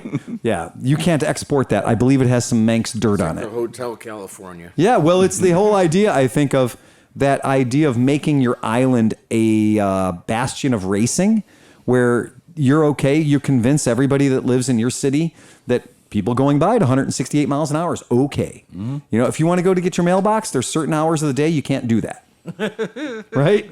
Yeah. I wish they'd do that in a city like Lakewood. I would support that. Well, yes. How about the Metro Park, where you'd have the greatest TT course ever? Oh my God. Well, that would be, yeah. You can't change anything on your front lawn or anything, because that's a marker for someone driving by that. Oh, I remember there's a little pigeon little thingy here in the corner. You can't move anything because someone uses that for not killing themselves. Right, and I don't see why a city in this country doesn't do something like that. Because imagine how much revenue that would bring into because we have different litigation here. Yeah. That's There true. was some lady that was like, Sue the crap out of everything. Yeah. I have emotional distress because I heard the motorcycle go by. That would be a viable case. So, not many people might know this, but here in Ohio, we have an island. Well, we have a couple. And one of our islands is called Put-in Bay. It's a very complicated name. It means that it was put in the bay. And that's the name of the island, and that's what it means. And if you want to get any sexually transmitted disease, go there in the summer. Isn't the island actually technically known as South Bass, and Putin Bay is the town? That's the town in South Bass Island. Yep, exactly. And there's North Bass, Middle Bass, and South Bass. I'm a pedantic bastard. It's okay. Sorry. Yep. And Putin Bay is the term, and it's not like it's competing with any other towns, by the way. No, it's the town, isn't it? It's just the island, because the dimensions of the city of Put-in Bay, the town of Put-in Bay, are the dimensions of the island as well. So if you live on the island, you are a resident of Put-in Bay, Okay. which is conveniently located on Middle Bass Island. Which is funny that so many people are just like, oh, well, I've got a place on South Bass, I've got a place on Middle Bass, I've got a place on North Bass. For people who live there, they always make sure to remind you that they live on Middle Bass Island. For people who go drinking, it's Put-in Bay. That's how you can tell. And Peely's way better. Well, Peely's Canada. Yeah. And it's bigger. So, but this is what's funny. If you have a automobile prior to the year 1973 that has a no bigger than 3-liter engine, you can race on the streets, on the city roads, Put-in Bay road race. So they used to do road racing on Put-in Bay, on Middle Bass. My E3 would be perfect for that. As long as it's pre-73, baby. It is. Yeah, so if it's pre-73 and it's less than 3 liters, guess what? There's a race you can participate in. And I got to say, I think that's cool. I mean, I think that's just really, really neat. I'm thinking BMW with Isetta. That would qualify, wouldn't it? That's a great idea. Yeah. And so we have, we joke about like Isle of Man. Well, you have to take a ferry to get to ours too. It also has an airport. Not too many planes land at it. It has a road race now. It's got camping. It has camping. That's right. And it's not $612 a night. No, it's not. No, the beers are really cheap too. That's true too. Yeah. So are most of the ladies. Yeah. No, most or all. Yeah, right. So I was like, oh, that'd be great. So I'm absolutely dead serious. I was like, man, I think we got to go back. I think we should take a look. And so it is true. They did run the races 1952 to 1959, and then they ran it again one time in 1963. It was one of the only 2 places in the United States where public roads were closed and lined with bales of hay to make an actual race car circuit. It's fucking great. Yeah. And for most people who don't know about it, that's really great. But you want to talk about hilarious stuff. Yeah. How can this be a bad day? So the road race course is a 1.2 mile circuit.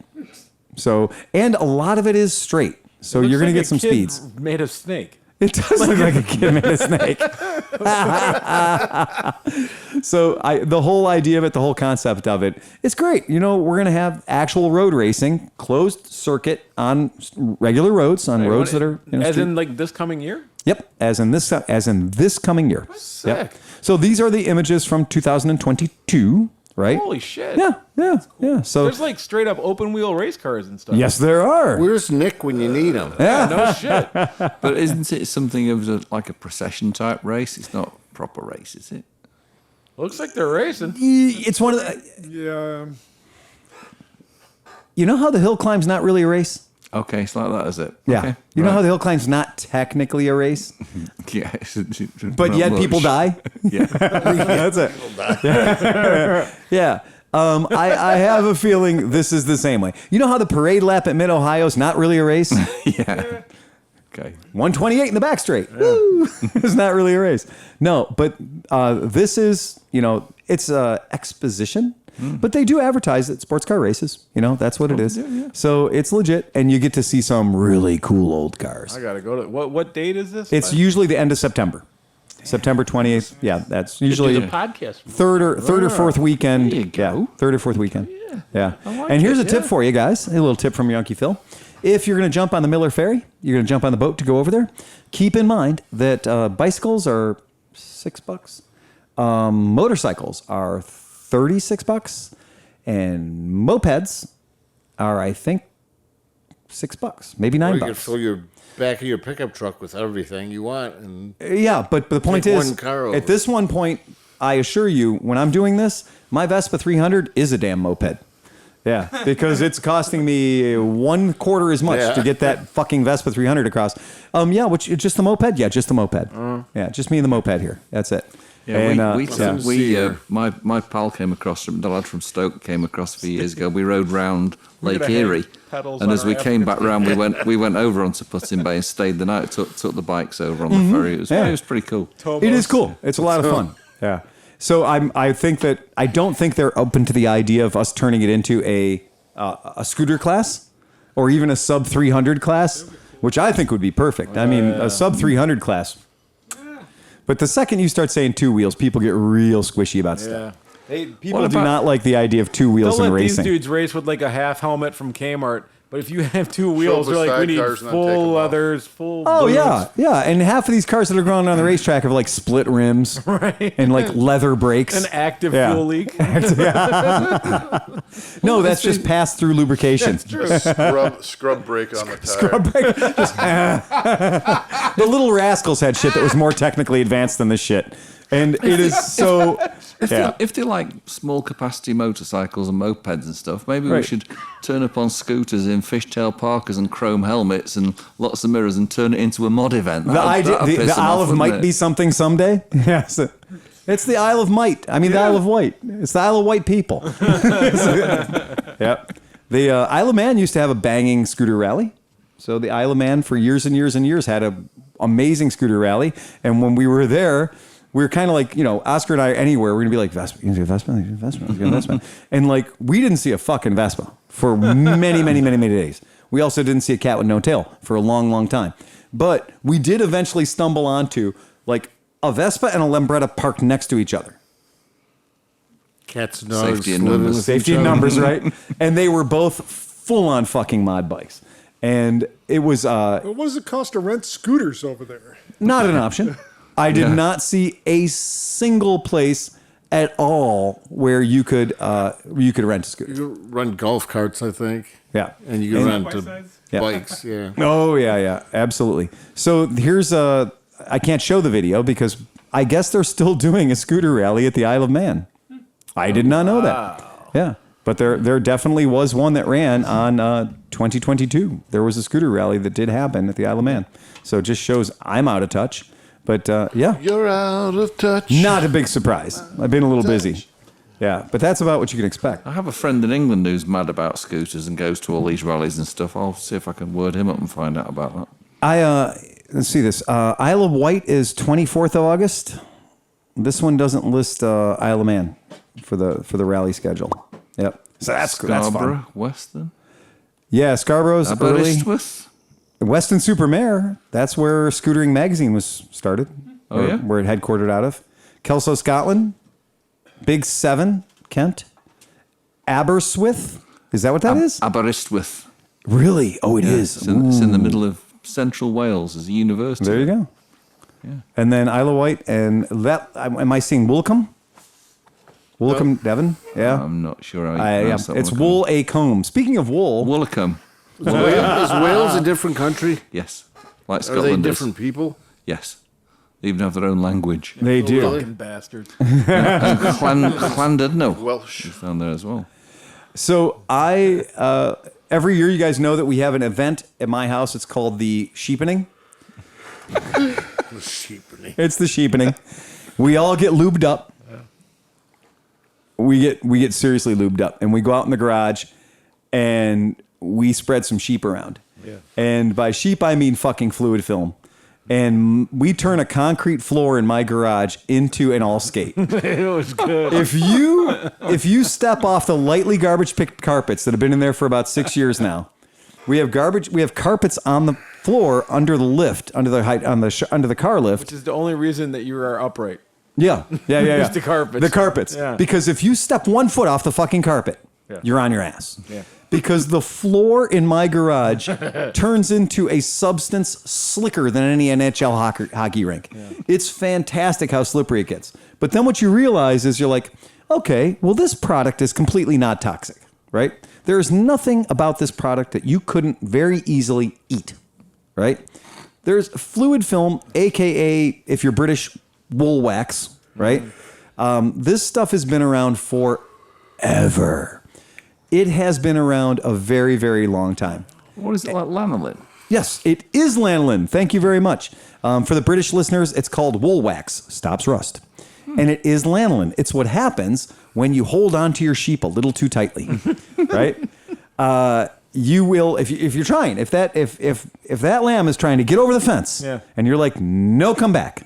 So was John trying to extract it from that sheep the other day? Yes, exactly. That's why you wear the wellies. You can put their back feet in the front of your wellies, and they can't get away.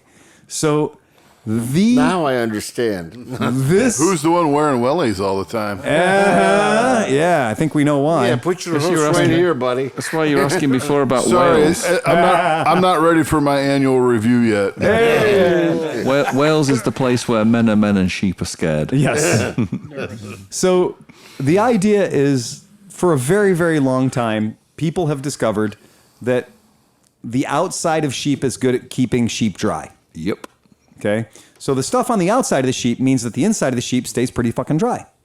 And it turns out when you're making a sweater, I happen to be wearing a wool one right now, that you get oil out of it and lanolin.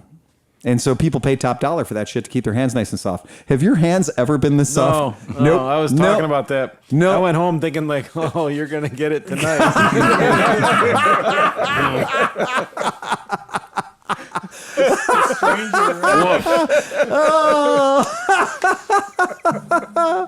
Yep. So I did 6 cars yesterday. So we did 6 cars. You know, we drive into my garage. We put them up on the lift. They go up on the lift. I've got a high pressure sprayer, and we got a low pressure sprayer with the little crevice thing, the little crevice noodle on it. So one person Renee normally helps me out. Renee will do the little crevices. And at the bottom of all your car doors, you don't know this if you don't look up real close, but the bottom of your car doors, there's like 1, 2, 3 little splits or little holes. They're drain holes, right? And what is good for a Gazauda is also great for a Gazinda. And so you just take the noodle and you put the noodle in the little hole, right? Yeah. You put the noodle in the little hole and you pull the trigger. And that little wand is great. Yeah. And so, except for when she misses the door and squirts me in the face. That sucks. She's like, "Can you hold the door for me?" I'm like, "Okay." I literally look down and I see this hose. I'm like, "Oh, what's?" you got bukkake. Yeah. Now you know what it feels like. Renee was like, "Take that, bitch." Yeah, you already knew. Yeah. Ain't my first rodeo, son. Renee's like, "Revenge." Yeah, right. For every time somebody said, I promise. But what's hilarious is Renee's car is a 2013. Now keep in mind, Cleveland is where we don't import salt here. We don't have to. We have a lake. Domestic production. Yeah. Oh, we live on top of salt. Exactly. So what people don't realize, we were talking earlier about, pretty deep behind, underneath your subway terminals. But our lake has salt mines that go down miles. Yeah. Literally miles. And go over miles. And we've been pulling salt out from under our city for an extremely long time. It's going to suck when they collapse. Yeah, right. I don't think that's going to happen. So they said that they had to shut down one whole Yeah. one whole thing because it was water was leaking from the. You'll have that. Yeah. One day the whole lake's just gonna go. Yeah. And all of a sudden we're going to have a saltwater lake. Tsunami. Then buy that land really quickly. Because Enjoy it. you're Yeah, gonna the have second lakefront. when it's still wet, buy it. But it's fantastic how fast a car rusts out here, especially if you have a car that's like a Dodge or a Ford or like a Chevy or like a Toyota or a Nissan or Hyundai or a Datsun or a Mercedes or BMW. Fuck, you can't win, man. If it's got 4 wheels, Unless it's a an UPS engine. truck, it's going, right? That's it. So, they're designed to rust out, so you can buy a new one every 6 or 7 years. Well, this shit is magical. So Renee's vehicle has been hit every year since it was new, right? And you go underneath her Honda Fit, and not only does it look like brand new under there, like a brand new car, keep in mind, it doesn't live in the garage. It lives outside. My van is my official vehicle for getting into the Chautauqua region of New York, where it's Blizzard City all the time, and they treat salt the same way we do. So if you like to go skiing at Holiday Valley and that's your ski wagon, that's the vehicle used to do it, you're going to pick up some salt. And it's remarkable how good these things work. So this is a tip from Cleveland Moto to you. If you are going to be riding your motorcycle in coastal regions or in England, which is all a coastal region as far as I'm fucking concerned, anywhere there's a bunch of salt on the roads, get yourself some fluid film. If you're in the UK, get some wool wax. If not, grab a sheep, rub it on the bottom of your scooter, rub it on the bottom of your motorcycle, because this stuff is epic at keeping rust away. It's crazy how good it works, even on stuff that you accidentally spray it on, like Steve. Yeah. But you know what? Look how well preserved he is. No, my beard has never felt softer. Oh, yeah. It took me 30 minutes, high pressure, in the shower, high temperature, multiple solvents, to the point where I could get water to stick to my head. Yeah, you're waterproof when you're done. shooting It's this crazy. stuff. It is It's nuts. insane. Yeah. No, there's a point. I don't know. I wore my Danners. Like my Danners, Oh, yeah. my Danners are dried out. I love my Danner boots more than anything. I really like them. They're an old pair that was actually made in America, and I really love those. I've had them resold twice, and they're looking a little ashy, man. They're looking a little off. They need a little life back in their life, and so I wore them for fluid film, and I mean to this morning, I caught a look at them this morning, and they were like, oh, yeah. All the cracks had grown and expanded and closed up. The finish on them looked great again. I was like, man, you guys are ready for church. The best part of that shit, though, driving to Phil's house, I'm in my truck, my dead guy's truck. And I'm hitting bumps and stuff. And it's like, and then we shot 2.5 power gallons of fluid 2.5 film on it. gallons I'm on driving one home vehicle. and it's like,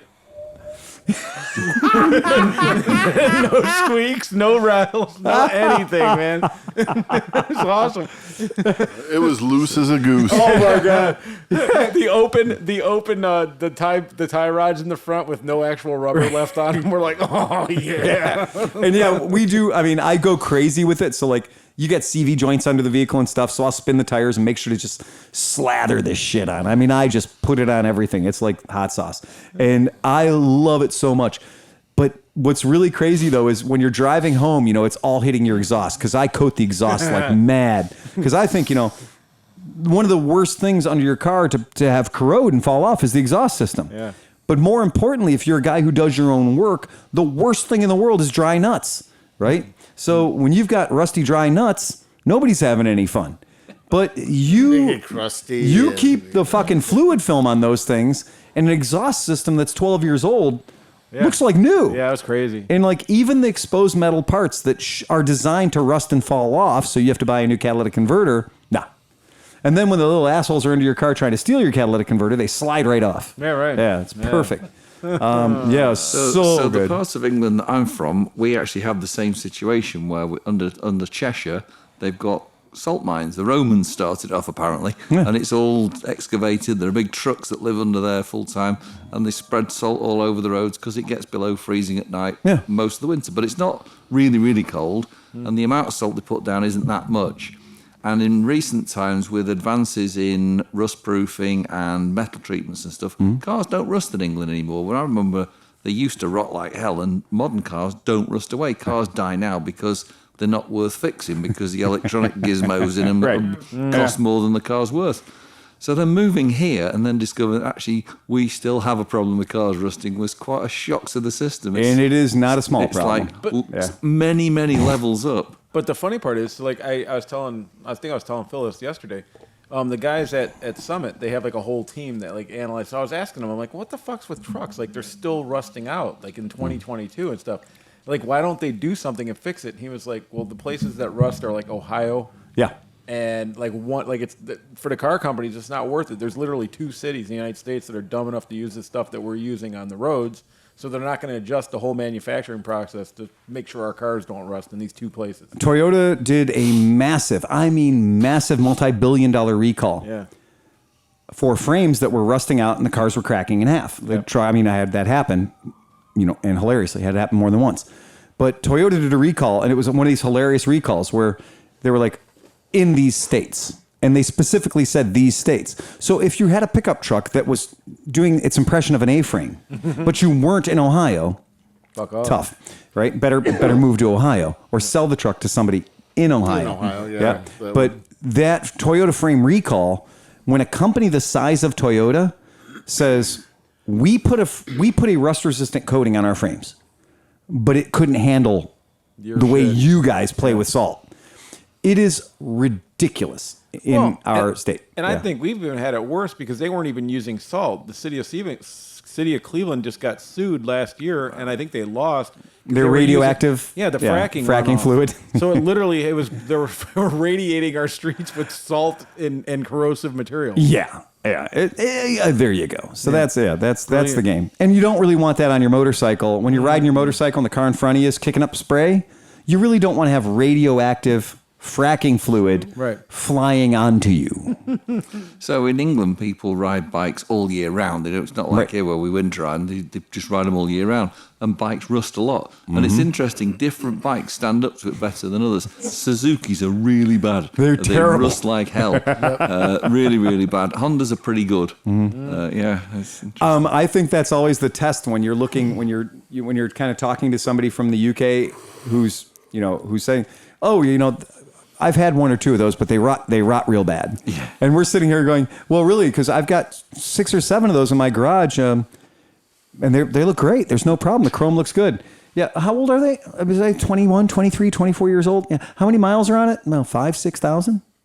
Wow. And he's like, yeah, that's like 3 months. Yeah. So that's what when you drive your bike 328 days out of the year.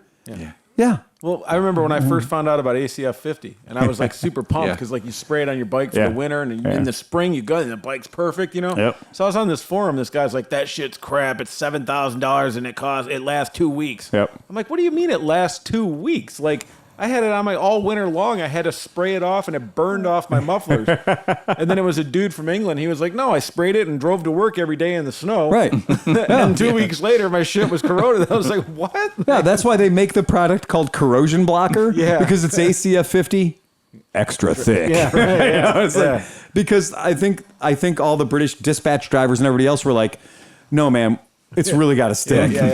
But that's the wax wool shit. So the wax wool shit is definitely the game. The product when I was fooling with cars years ago in England was called wax oil. That was the brand. I guess it's a similar sort of thing. Similar game. Yeah. Well, it's wax oil is funny because it's not 100% lanolin. No. Okay. It's a unique hybrid of a petroleum product and a farming product. It is both put together. Okay. So I don't know if it's correct to call wax oil oily wax or waxy oil. But it is that sort of cosmoline type finish when it's done. And you can buy it here. I've got cans of it at my house. Okay. Yeah, it's absolutely purchasable. The reason I don't like it, and I've used it, is lamb's wool lanolin will always be lanolin, right? So at the end of the worst day, if you really just want to get it off your fucking vehicle, hot soapy water and it comes off, right? It really isn't hard to take it away. Wax oil, on the other hand, well, it's definitely a petroleum product, and it does stay on, and it does a hell of a job. It gets up there and it goes in the cracks and crevices and stuff, but it definitely has petroleum in it. My brother Dave was telling me about chicken grease in Pennsylvania. Yeah, where they're taking fryer oil and they add some stuff to it and they blast it. I guess 2 coats and you're guaranteed lifetime guarantee. First coat, then you come back a year later and do a second coat, and they're like, after that, no problem. Oh, chicken grease. Yeah. And I thought the car smelled bad, smelling like sheep every time I came to a red light. Yeah, you pull up to a red light and stop, and you realize the air's moving over your car and everything else, but you got the heater going. When you stop, the heater stops drawing air from your stationary area where you're sitting, which is now burning off of all your expensive high temperature components under the vehicle. My wife called today and she's like, "Oh my God." She goes, "I want to thank you so much for fluid filming my car last night. That was great. But we learned a trick a few years ago. We used to go to a lot of trouble, cover up the windows and stuff. The first year I was like, let's be smart. Let's just roll the windows down. Oh no. So we'll roll the windows down. Nope. Don't ever do that. That was a big mistake. And so then it was like, inside the doors, roll the windows up and then do the car. And we put towels and paper over the windows. Useless, means nothing. Just fucking do the job and then get some decent, window cleaner, real high pH content window cleaner, because your windows needed cleaned anyways. But the first time you turn your wipers on after you fluid filmed, it's like the Rain-X commercials when you see the water beading. It's the same thing because the fluid film has been on your windows. You've washed it off, but it's still kind of there. You kind of just polished it. You just polished it. I noticed that it got really nice and clear, and I was like, oh, it looks better than when I was on the way here. I couldn't. And then I used a windshield wiper, and it was like... I was like, fuck, man. I'm driving through. It looked like I was a cinematic movie. All the lens flares happening everywhere with every light. And we've got a system that's so hilarious. I've got an immersion heater that you use for like animal husbandry. And I was going to say, I think that thing's been places it shouldn't be. Yeah, that's scary, isn't it? Yeah. But it will heat up a 5-gallon bucket of this extremely heavy viscous liquid. It'll heat that up to 120, 130 degrees faster than you're ready for. And in fact, if you walk away from it for a little too long, you can hear it bubbling and you're like, oh shit, I left the pot on the stove. No, but it's super effective. And like, I'm actually going to take that because they were talking. We had as I bought the fluid film, the guy's like, we need to do a video about fluid film, whatever. And so I'm going to bring that up. Have them come over to my house. Well, yeah. I mean, like the thing is that the guys are saying that most of the customer complaints and stuff are the fact that they're having a hard time spraying it and they got to do all this stuff. Yeah. But I wonder how many people have ever, because like they say, like try to heat it. So guys are putting like, heaters next to the jug or something, but that's brilliant, man. Man. That works really well. I mean, just simple stuff, guys. An immersion heater, one that looks like a penis, those work better. The immersion heater costs $30, and it comes with its own little fancy little, LCD thing. But when you got to heat up fluid film, you drop that thing into the 5-gallon bucket and game on, and that stuff shoots so good. Even it was 55 degrees last night. Speaking of which, I'm going down to the 500th episode of Liza's podcast, Misfits, this weekend. I'm leaving tomorrow afternoon. My man was going to go with me, Oscar, but instead he decided he's just going to go straight to Tijuana. I thought it'd be fun if he took a side trip. That's a long side trip. From San Diego to Santa Cruz, right? Just on the way, that's all. That would be it. But then I found but not that much. I found out I was doing some investigative journalism, and I discovered that Santa Cruz, California, Bay Area, not too shabby. You guys remember yesterday? It was about 55 here. Yes, 56. Yeah. Today, their high, 54. Their low, 35. Friday, high, 54. Low, 35. Saturday, high, 52. Low, 40. But it's raining. That's nice. And then Sunday, 53 and low, 40. But it's raining. I'm actually going to Santa Cruz to have weather that's worse than the weather I'm leaving here up until today. Yeah. So it's like I'm thinking about, going and, I don't want to carry a bunch of bags with me on the airplanes because they're so funny about that these days, charging you money and whatnot for a bag.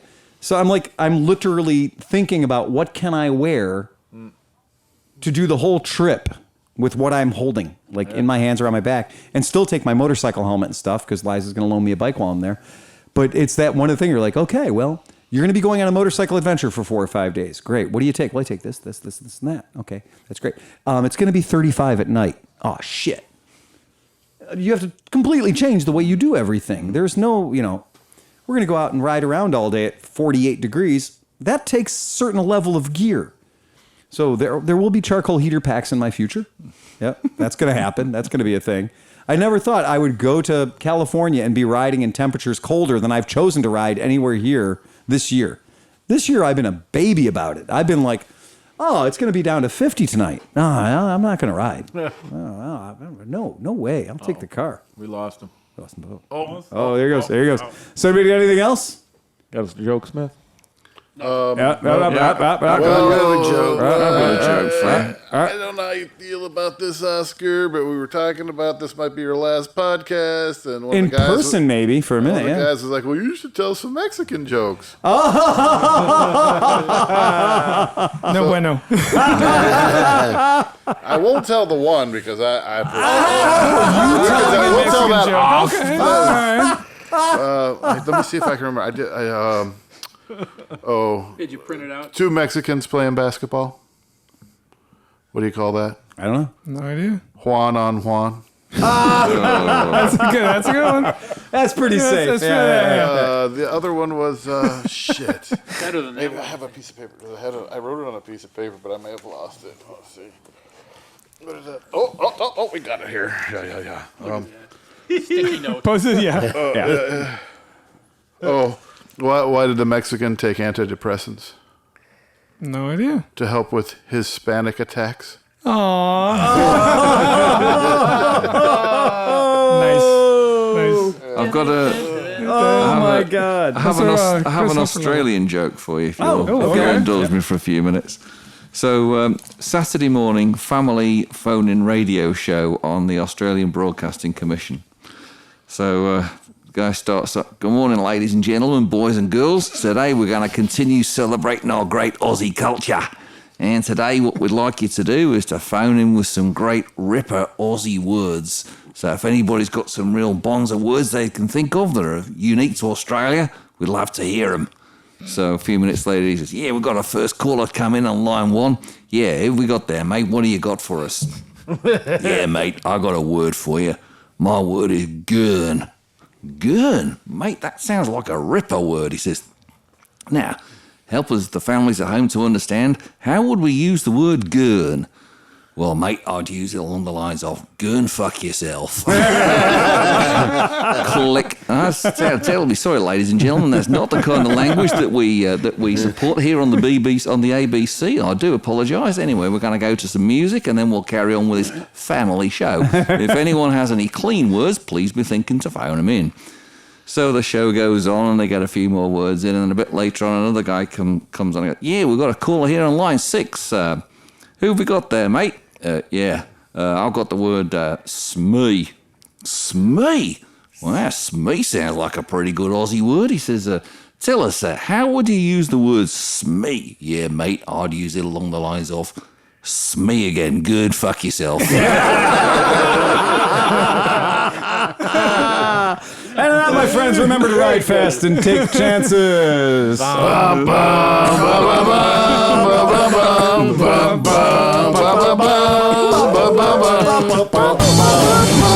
right, Steve, get us out of here.